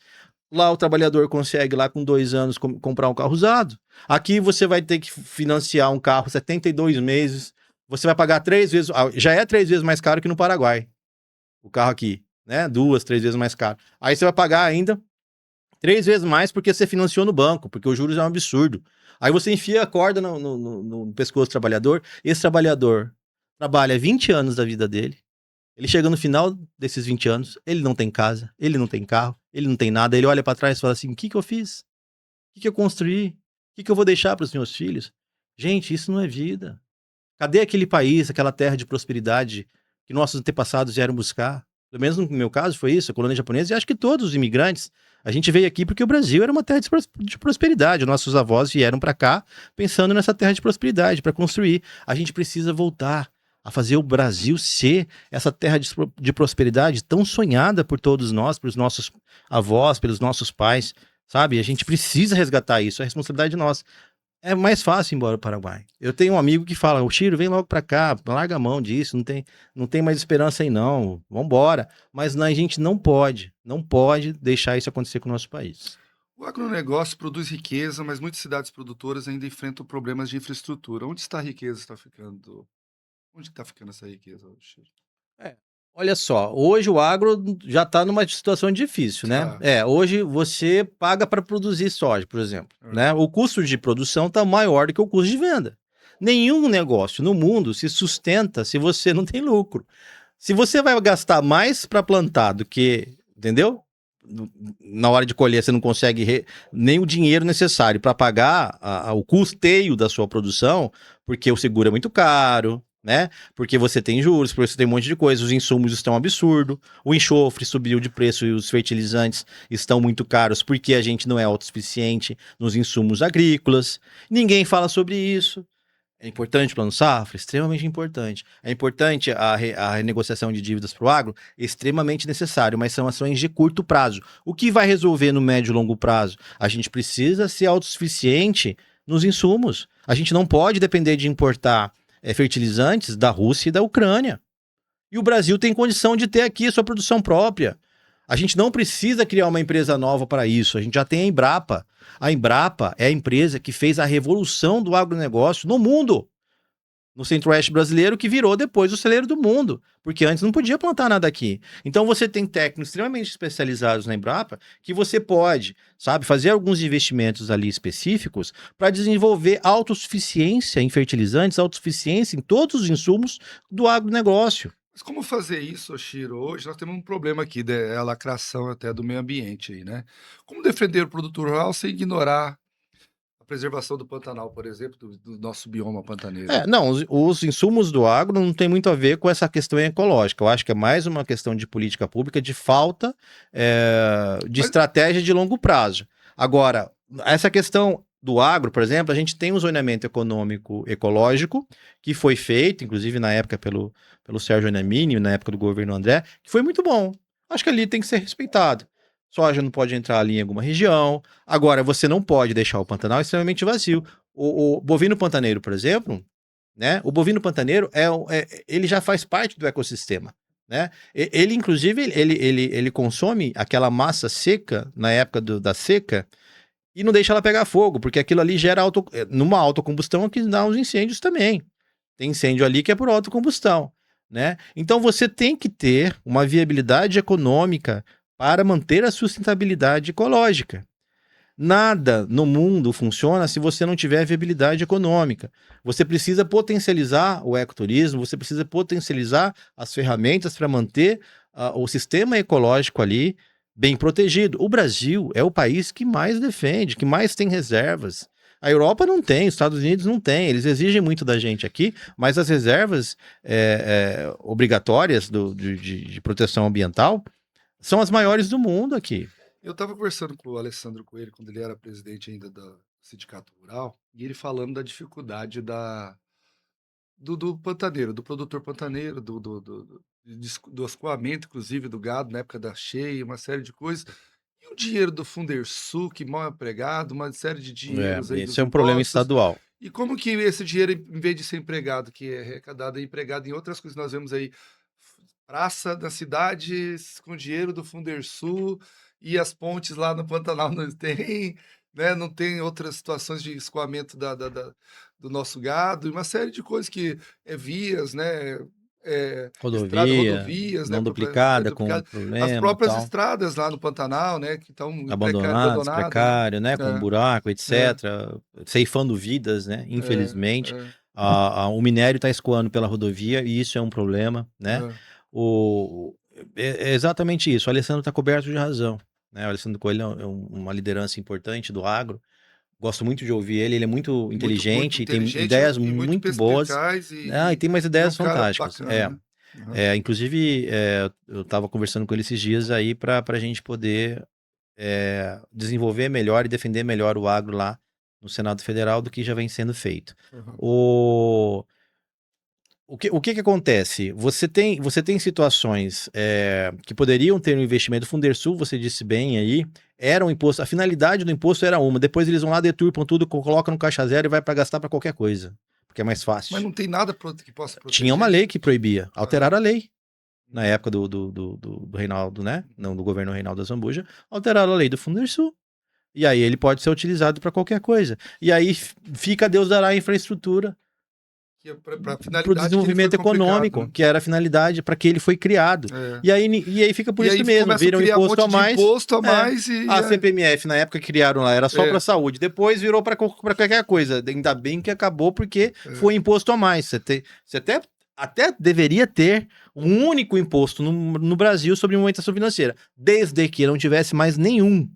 Só vale a pena se for para ter uma unificação tributária muito disruptiva, muito forte, né? Então, o caso do agro, por exemplo, você tem ferrovia que deveria acontecer, tem algumas que são interessantes para iniciativa privada, ok, faz PPP, faz concessão. Agora, tem lugar que não tem viabilidade econômica, é ali que o Estado tem que entrar. O Estado, né? O Estado, eu digo o poder estatal, né, o recurso do Estado, do dinheiro nosso, do dinheiro da população, ele só tem que entrar naquilo onde a iniciativa privada não consegue, para melhorar a vida da população e para promover o desenvolvimento econômico. Agora, uma coisa que deveria estar sendo investida e não está é a hidrovia. A hidrovia Paraguai-Paraná deveria ser a nossa grande, o nosso grande trajeto, né, de escoamento de produção de tudo. Minério, gado, soja, grãos, tudo. Produtos elaborados também, tudo. Deveria vir e ir pela hidrovia, né? A bioceânica, eu acho que ela é mais de integração latino-americana do que propriamente a ligação entre os dois oceanos, que já existe. Já existe hoje, via Bolívia, né? Tem empresários lá na Bolívia que trazem de Iquique ali, a rota bioceânica já existe.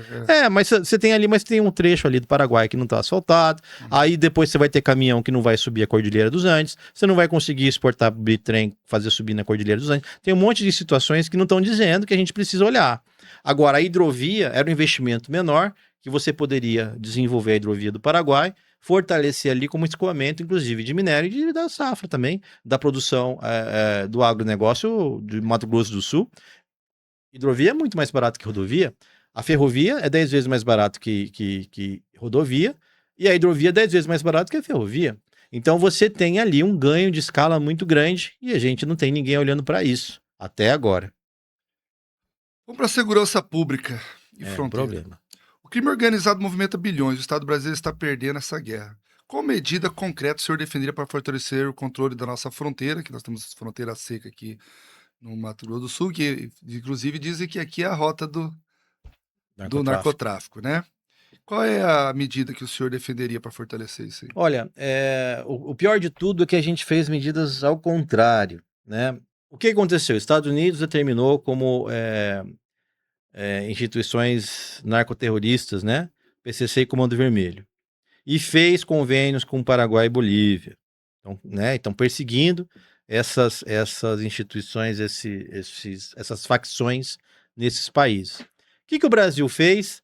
O primeiro corte de gasto, contingenciamento de gasto do governo federal, foi nas Forças Armadas.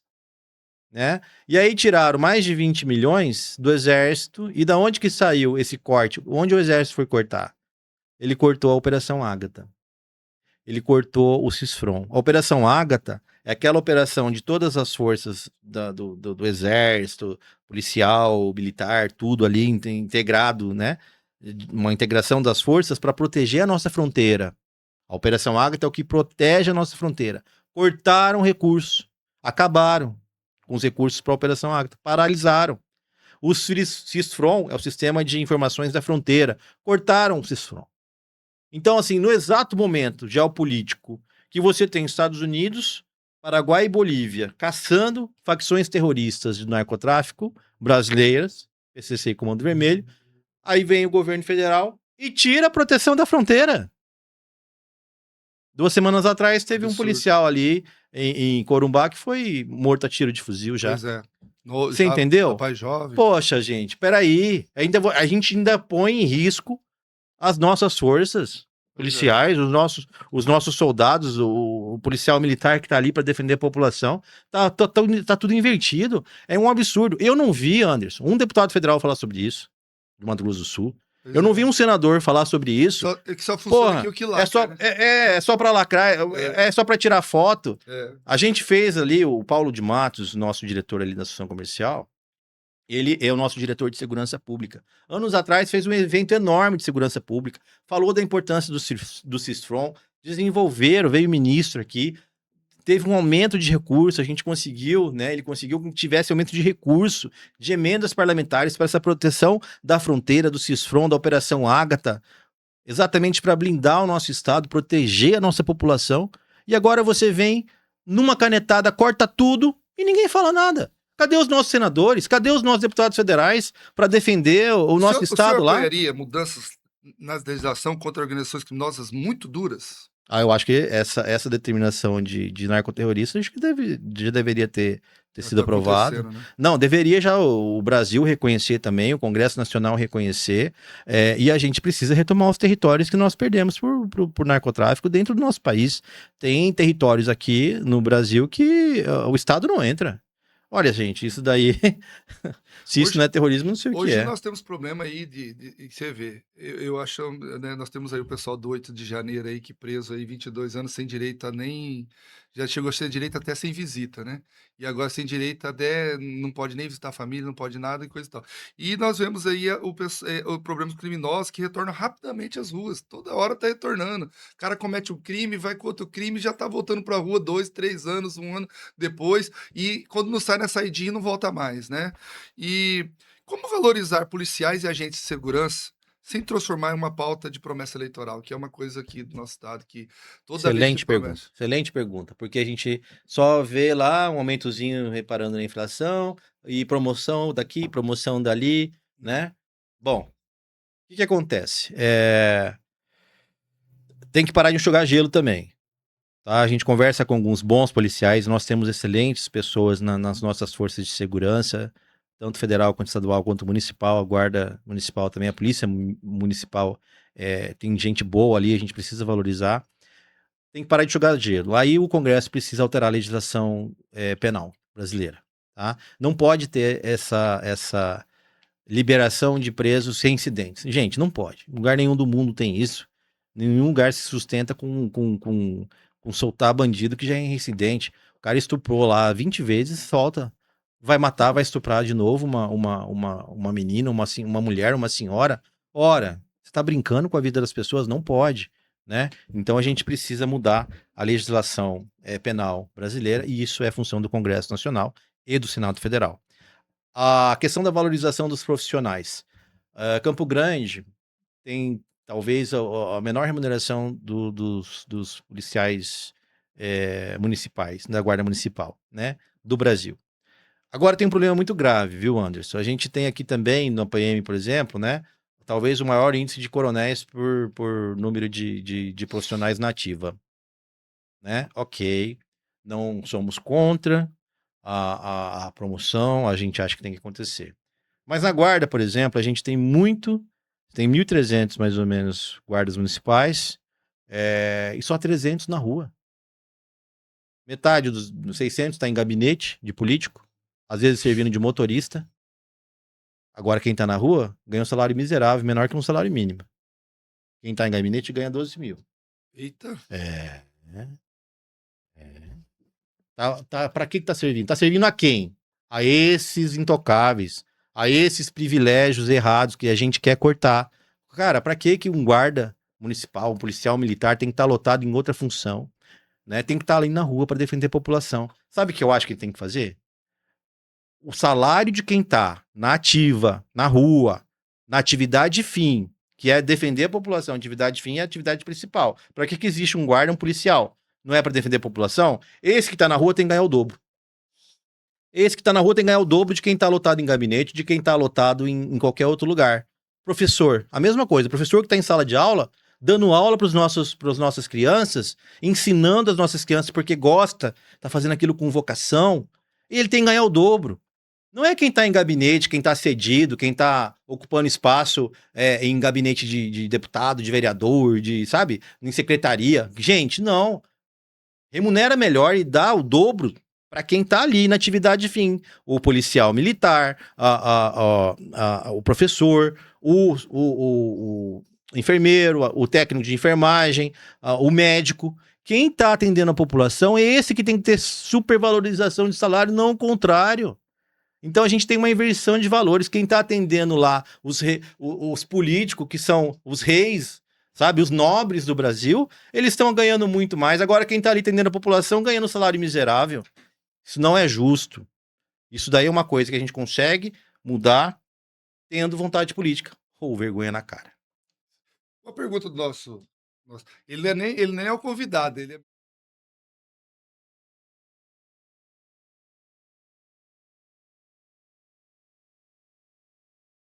Fala, pastor Anderson, tudo bem? Um grande abraço para você, pré-candidato a Senado Oshiro. Oshiro, eu quero fazer uma pergunta para você. Somos em torno de 750 mil jovens no Mato Grosso do Sul, cerca de 240 mil jovens em Campo Grande. Qual é o projeto que o senador Oshiro tem para os jovens? O que ele pode pensar em relação aos jovens classificados como neném? Qual é o projeto para a juventude? Excelente pergunta, Douglas. Olha só, eu vou falar do que eu tô ouvindo, tá? Dessa nossa juventude. Eu acho que ela é muito discriminada, menosprezada, sabe? Quando a gente fala neném, a gente não tá conseguindo entender. É verdade. Eu acho que a gente não tá conseguindo entender a falta de perspectiva que a gente tá dando. Primeiro que a gente passou por um processo de deseducação. Nos últimos anos, né, pouco importava se a pessoa estava aprendendo ou não. O negócio era passar. Ninguém reprovava mais, né? Você não tem também um senso de responsabilidade. Você não tem um senso de civismo, de ética. A culpa é nossa. A gente tirou a educação moral e cívica da escola. A gente tirou a educação religiosa. O Brasil é um estado laico, ok. Mas não quer dizer ausência de religião. Ele não é ateu. Estado laico é que você não tem nenhuma religião oficial. Mas não quer dizer que você é ateu. Não. Acho que a transcendência de você acreditar em Deus, em um ser superior, seja a religião que você for, é isso que te traz esse senso de responsabilidade e a preocupação com o próximo, gente. Então, a gente tirou Deus da educação das nossas crianças e agora a gente pede, pelo amor de Deus, resolve meu problema. Ora, a responsabilidade é nossa. A gente também tirou a família, os pais, as mães, de próximo desses filhos, porque antes eu tive para mim, acho até que é um privilégio. A minha mãe era do lar, dona de casa, né? Ela só foi fazer faculdade depois, quando a gente já estava crescido, realizando um sonho da vida dela. Mas, para mim, foi extremamente importante a gente ter isso. E cadê a rede de apoio que as nossas mães estão tendo? Ela tem que trabalhar para sobreviver, para colocar comida dentro de casa. A mulher tem que se virar em 5 e não está tendo assistência nenhuma. E quem não tem rede de apoio não consegue nem trabalhar, pastor. Então, é triste. Os nossos jovens hoje, o que a gente tem que entender? A gente vive num mundo de uma tecnologia que nunca existiu na humanidade, né? O acesso à informação está ocupando um tempo muito grande. Olha, o que eu converso com eles, o que eles querem, até porque eu tenho filhos também nessa idade, né? Fazer faculdade, trabalhar e ficar a vida inteira trabalhando no mesmo emprego, né? E depois não ter aposentadoria, eles estão assistindo isso acontecer com os pais. Quando um jovem vê o pai não conseguiu construir nada a vida inteira. É. O avô vivendo de uma aposentadoria miserável, não consegue comprar o remédio. Sabe? Vai no posto, não tem remédio no posto. Cara, o que ele pensa? Fala assim, mas se eu fizer igual, eu vou acabar igual. Então, qual é a alternativa que ele tem, né? Lá na Associação Comercial, a gente tem o Conselho de Jovens Empresários, né? E a gente sempre motiva muito a integração com a base. Tem um projeto do Renato Paniagua, nosso ex-presidente, que é o Empresarinho, que começa a educação empreendedora na base. Por quê? Eu sinto hoje que as pessoas, a gente está passando por uma reestruturação mundial das relações de trabalho, da nossa relação com dinheiro, da nossa relação com o trabalho. Por que todo mundo quer ser YouTube? Porque todo mundo quer mexer com tecnologia. Mas a gente tem que entender que aquilo não é para todo mundo. Mas você tem meios de empreender. Então você tem que dar condições para que essa criatividade do jovem ela seja aflorada e ele tenha condições de se desenvolver ali. E ter a sua liberdade. Ter liberdade para negociar o seu próprio trabalho. Que é o que a gente defende em nível nacional na alteração da continuidade da reforma trabalhista. Aí a reforma trabalhista para tirar direito do trabalhador. Não, gente. A reforma trabalhista que precisa ter uma 2.0 é exatamente para poder colocar na legislação essas novas relações de trabalho que estão surgindo, nômade digital. Tem uma filha de um amigo meu que mora aqui em Campo Grande, trabalha para a Inglaterra e para os Estados Unidos. Trabalha para a Inglaterra de manhã e para os Estados Unidos à tarde. Olha só. Que loucura. Mas tá, porque ela teve educação, porque ela teve formação, porque ela fala o inglês perfeito. E os nossos jovens ali da base, da classe mais pobre, tiveram isso? Não tiveram. Então, vamos pegar todo o sistema S de formação, né, de ensino profissionalizante. Por que a gente não foca nisso? Por que a gente não pergunta para o jovem o que ele quer aprender? Ele quer aprender gestão de rede social, ele quer aprender um novo idioma. Então é para ele que a gente tem que perguntar. Não a gente falar assim, não, você vai fazer curso de operador de caixa. Mas como ele não quer ser caixa. aproximação, Chiro, da universidade, das escolas, com as empresas para gerar realmente essa oportunidade para o nosso jovem? Você tem que colocar, mudando a grade escolar, você tem que inserir, extremamente importante, empreendedorismo e educação financeira na grade escolar.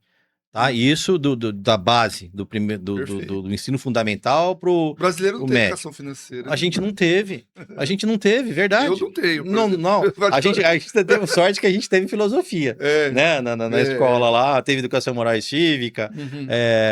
Mas o SPB, mas hoje não tem mais nem isso, hoje não tem mais filosofia, e aí a gente não tem educação financeira e empreendedorismo, então tem que ensinar, porque você mostra e ensina como mexer com dinheiro e como ser empreendedor, como ganhar o seu próprio dinheiro sem depender de um salário fixo, né, ou de uma carteira, de uma CLT da vida. Eu não acredito que esses nossos jovens hoje, eles almejam ser CLT, não é isso que eu ouço deles. Não é isso que eu ouço deles. Aí, o ensino profissionalizante não está encaminhando para isso, sabe? E lá na Associação Comercial, o Conselho de Jovens, a gente tem lá uma integração muito grande para quem quer começar a empreender. Procure a Associação Comercial. Você que quer ser empreendedor, você que quer ter seu próprio negócio, você que quer ser dono do seu tempo, da sua vida. Por que a gente tem um monte de jovem em Uber? Uberização da economia. Cara, porque é liberdade. Ele pode trabalhar 12 horas hoje, 10 horas da manhã, ele pode trabalhar um mês inteiro, 10 horas seguidas, juntar dinheiro e na semana seguinte tirar férias, fazer o que ele quiser. Isso é liberdade, você ter liberdade do seu trabalho e você ter liberdade para você crescer, porque às vezes ele quer ganhar mais dinheiro para casar, então vai lá, trabalha mais, né? Agora tem aquele que já teve filho agora recente, quer ter mais dinheiro para ficar com a família, dá uma pisada no freio. Abaixa um pouco o padrão de vida, mas ele tem que ter educação financeira para isso. Ele tem que ter empreendedorismo para isso. Então, eu acho que passa por isso. Acho que o maior...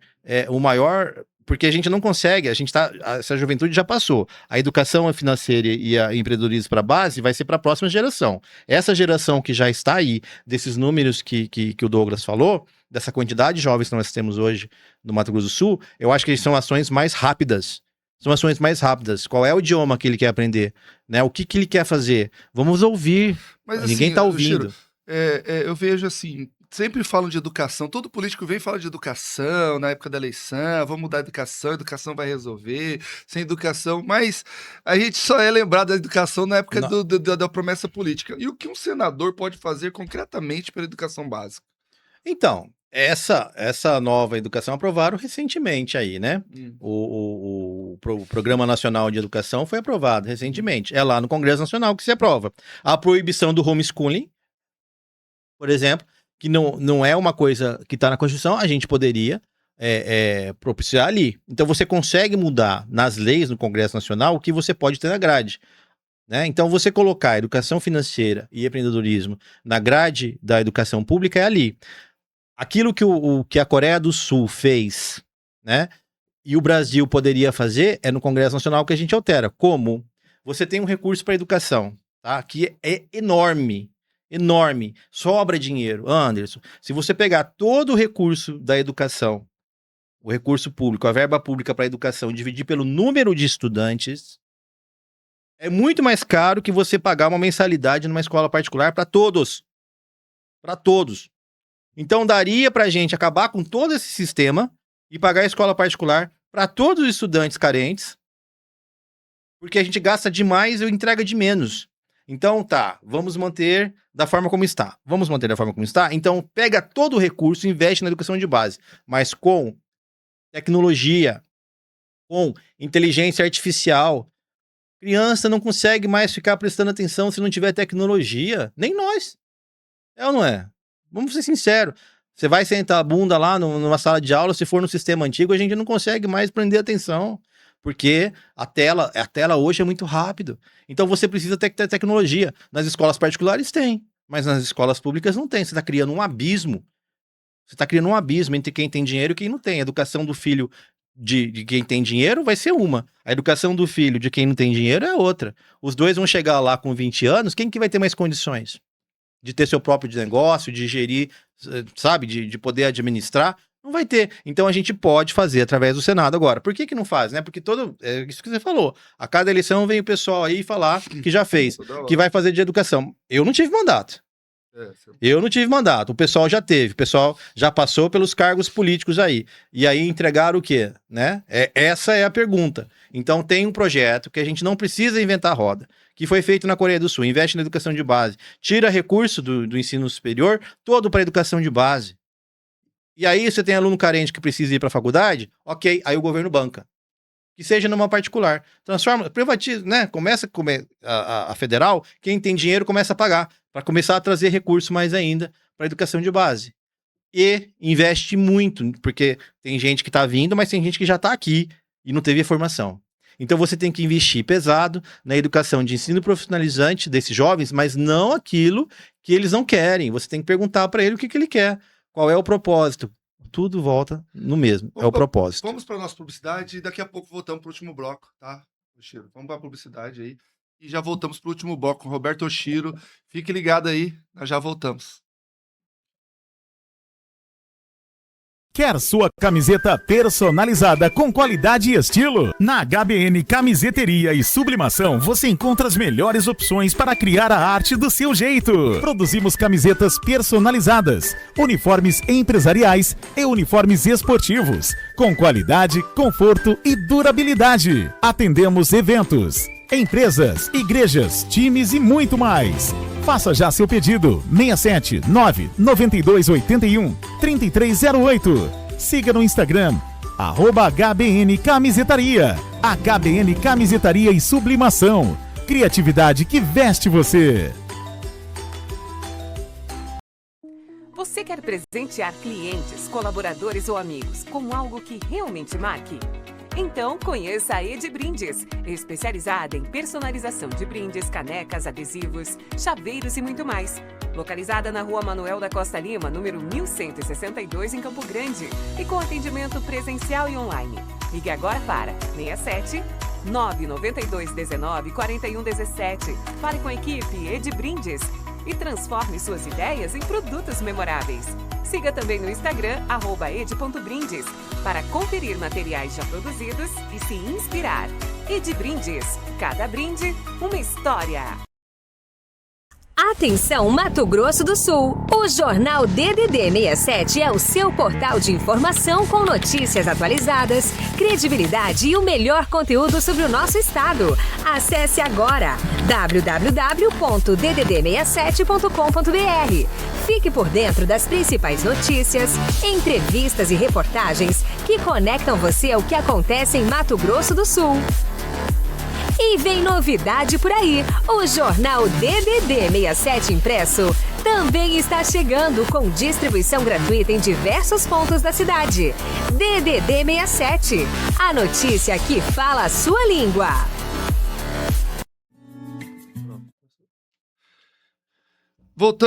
Estamos voltando aqui rapidamente aqui com o Roberto Oshiro, né? Para a última rodada de perguntas aqui. Oshiro, caso um aliado seu fosse denunciado por corrupção, o senhor defenderia até a condenação ou se afastaria? Não.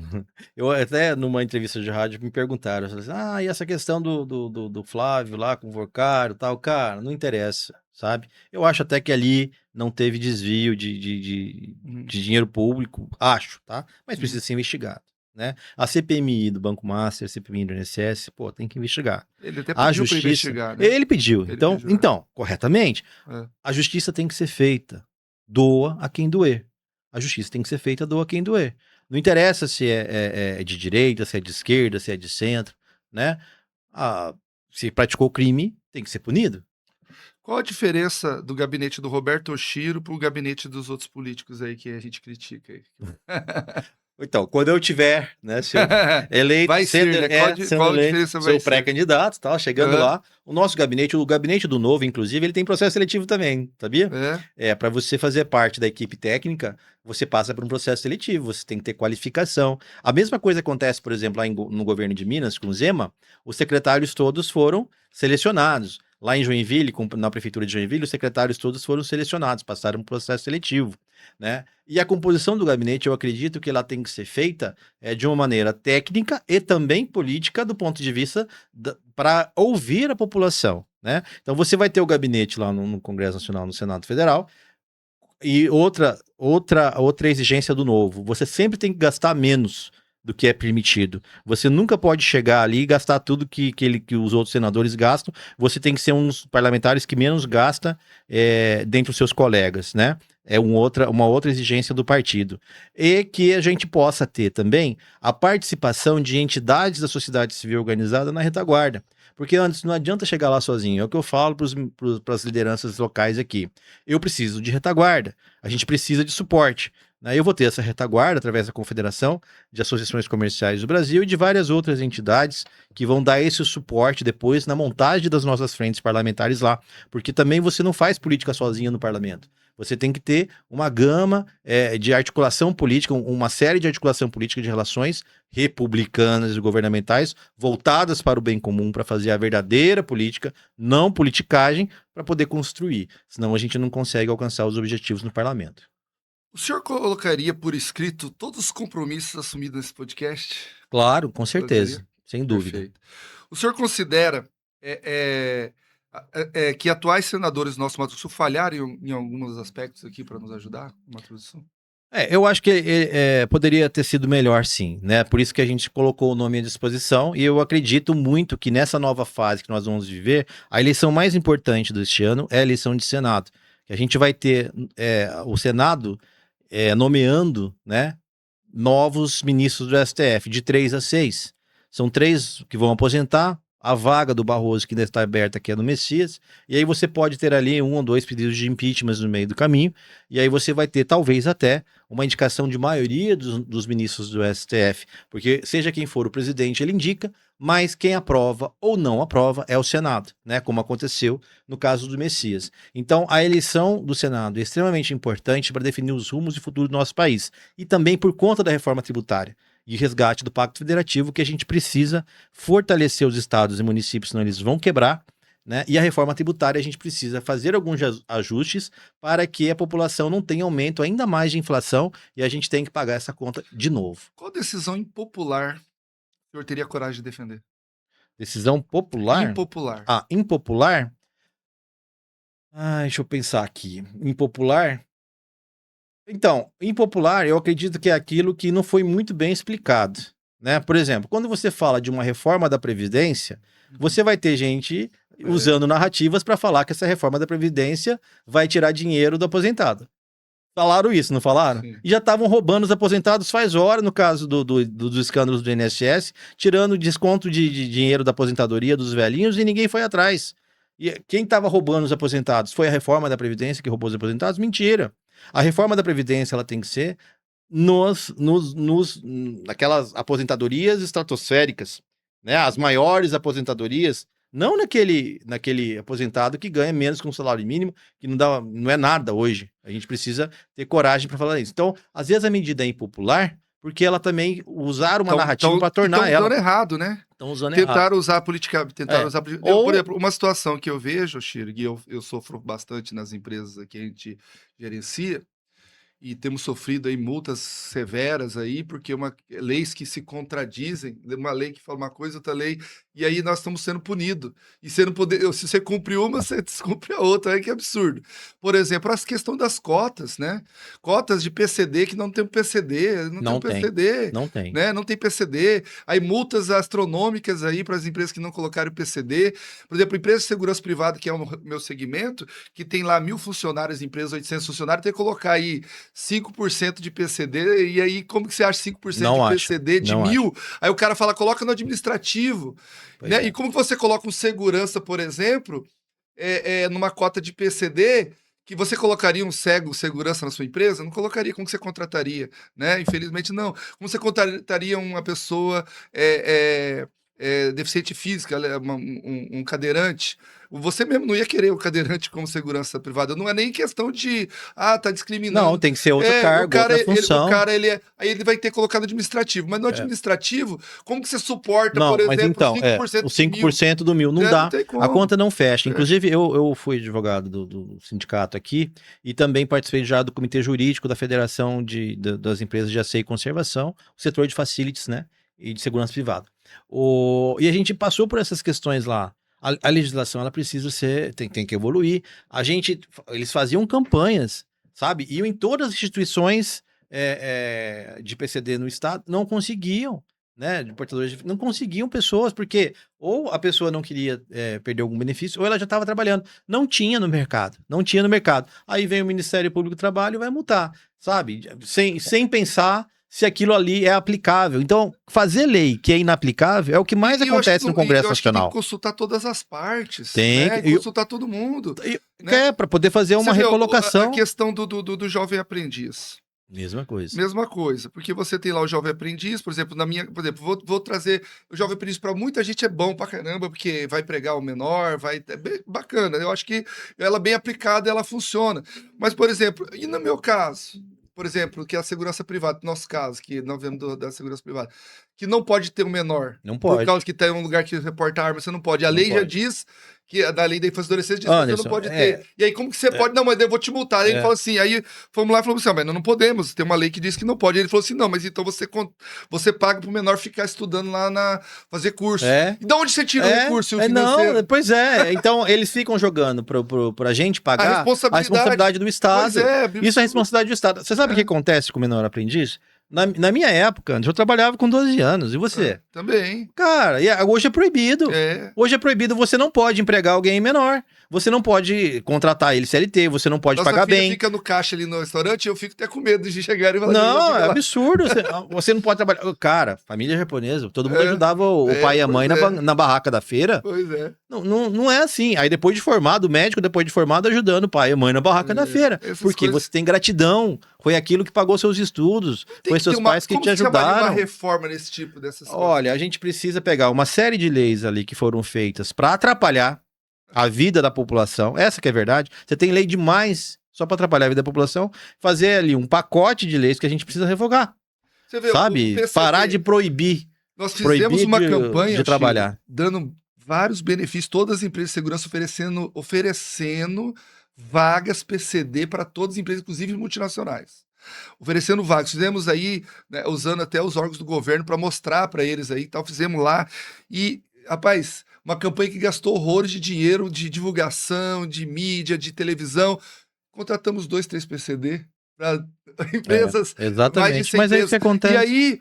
E aí por quê? O cara recebe o LOAS, recebe outros benefícios. Recebe benefício. Ele vai deixar se de ele- receber ele o deixa de benefício que ele recebe receber. de graça, ele deixa de receber. Para não trabalhar. Pois é, Então, então muito o complicado. nosso povo está recebendo para não trabalhar. E a Pois gente é. está incentivando ele não trabalhar. Né? Oxi. Cada vez que a gente faz isso, a gente Complicado. incentiva Isso ao aí, contrário. Eu peço para É uma inversão de Eu valores. peço para você, Oshiro, como se for eleito senador, e peço também para os candidatos ao Senado aí, deputados federais, que revejam a situação, né? Eu não estou aqui tirando, nós tivemos lá agora o Estatuto da Vigilância, sendo, graças a Deus, foi aprovado aí, né? O novo Estatuto da Vigilância, uma lei que nós tínhamos de 82, mas não foi prevista muita coisa, porque senão não passava nas comissões de ética, não passava, não passava nas comissões, aí foi retirando para agora a gente começar uma nova luta Pra colocar aquilo que que foi não colocou tirado. lá, porque senão não passava e não tínhamos o estatuto hoje, né?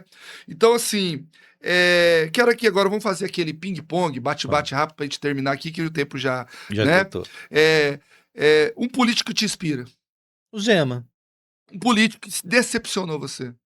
decepcionou? Ó, fala, não tem medo. Tem que ser amigo de Não todo pode mundo. pensar. Não. Tem que ser. Que esse aqui que dá o corte. O Rido decepcionou Rido, um pouco. Rido decepcionou você? Decepcionou. Eu achei o Rio até razoável. Estado grande ou estado eficiente? Estado eficiente. Eficiente. Mais impostos, menos despesas. Menos despesa. Privatização, sim ou não? Sim. Sim. Fundo eleitoral, usaria ou recusaria? O novo tem umas coisas, mas eu acho isso contra o novo. Eu levo até parar aqui. Eu acho que tem que acabar para todos. O problema é o que o novo recusa vai para o outro. Vai para o outro, exato. Você entendeu? Então hoje essas eleições eles vão usar o fundo eleitoral. Mas a gente é contra, não deveria existir financiamento público de campanha eleitoral, né, gente? Reeleição para cargo executivo, sim ou não? Não. Voto aberto no Senado sempre? Sempre. Sempre. Direita dividida perde eleição? Direita dividida perde eleição? Dividida perde, mas eu acho que a gente pode ter vários candidatos e se unir todo mundo no segundo turno, como Certo. aconteceu no Chile. Qual é o maior problema de Mato Grosso do Sul? O maior problema de Mato Grosso do Sul: imposto. Imposto. Qual é o maior problema do Brasil? Fala o Lula, fala o Lula. Imposto. Imposto. Imposto é a gente que paga, né? Uma palavra para definir a política atual. Retrocesso. Uma qualidade indispensável ao senador. Coragem. Uma promessa que o senhor nunca fará. Promessa que eu nunca farei? Aquela que eu não vou cumprir. Por que Roberto Oshiro merece o voto do eleitor?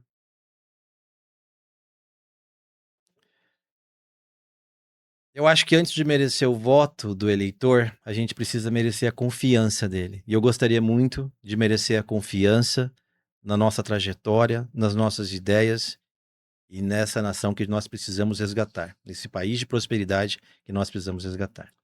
Roberto Oshiro, eu quero te agradecer pela presença sua aqui, disposição de responder as perguntas. Quero trazer você uma outra vez aqui mais perto aí, já quando já for candidato, né?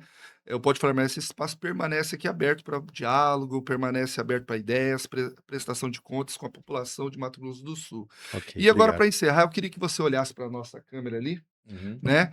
E falasse, além de responder essa pergunta, a última pergunta que eu vou fazer, que você falasse ao eleitor sul-mato-grossense também aquilo que você quer falar. Roberto Oshiro, olhando diretamente para a Câmara, o que o senhor fará quando os interesses do partido, dos financiadores, dos aliados, da população estiverem em lados diferentes? E também dê o seu recado aí para o seu eleitor. Olha, eu acho que todos nós estamos cansados dessa velha política, dessa politicagem, né? Eu sou um desses eleitores insatisfeitos. Na última eleição em 2024, quase 1/3 das pessoas não foi votar. Ou não foi votar, ou votou branco, ou votou nulo, porque a gente às vezes não tem opção e porque a gente está muito cansado. Parece tudo mais do mesmo, né? Eu sou uma dessas pessoas, dessa insatisfação que nasceu, essa vontade de poder fazer diferente. Agora, a política verdadeira, a verdadeira política que é para as pessoas, para resolver as dores da população, ela só é possível construir com a união de todos nós. Ninguém faz política sozinho. Então nós, pessoas de bem, né, nós que já estamos cansados dessa velha politicagem, desse velho sistema, nós temos que nos unir em torno desse objetivo. Construir essa verdadeira política, essa política para as pessoas, não essa politicagem, esse fisiologismo, esse pragmatismo político, esse toma lá da cá, esse emenda de vai para lá, vai emenda para cá, vai emenda para lá, desvio de dinheiro público, compra de vaga, compra de lugar no sistema de saúde. Gente, a gente precisa acabar com isso. Agora, ninguém faz nada sozinho. Nós precisamos reconstruir esse país de prosperidade que os nossos avós, os nossos antepassados sonharam para o nosso Brasil e o que nós vamos deixar para os nossos filhos, para que os nossos filhos e netos tenham orgulho de falar que moram no Brasil, que vivem no Brasil, que não querem sair daqui. Mas esse projeto a gente só constrói com todo mundo junto, e é isso que eu quero contar, caso seja candidato a Senado, com o apoio de todos. Roberto Oshiro, obrigado mais uma vez, sorte nas convenções aí, né? Espero que seu nome realmente esteja essa nova opção aí da direita, né? Sul-mato-grossense, do agronegócio, do comércio local, represente boa parte da população, você consiga chegar lá e diminuir esses tributos que são tão grandes aí, ajudar a gente e também nos ajudar aí nessa situação do STF hoje, nessa ditadura do judiciário, que você faz parte, inclusive, como advogado, mas que hoje prende, solta, faz coisas, a gente não pode nem falar muita coisa disso, mas o que está acontecendo no Brasil é irreal, é surreal, né? É isso. E eu quero aqui deixar um presentinho para você aqui do nosso podcast, uma canequinha do podcast. Muito obrigado. Também Obrigado. 2 canetinhas aqui do jornal MS67. Obrigado. Tá? E agradecer vocês aí, você, nosso telespectador, nosso ouvinte, você que está aí, tá sempre acompanhando o podcast, também os nossos cortes aí pela internet. Ó, vem com a gente, assista aí, vem assistir Roberto Oshiro aí e torcer por ele também, você que é eleitor aí, ó. Dá um voto de confiança aí para Roberto Oshiro também aí nessas eleições. Abraço, Oshiro. Valeu, Deus muito abençoe, obrigado. obrigado. Até mais. Até mais. Fique com Deus. Deus abençoe a todos.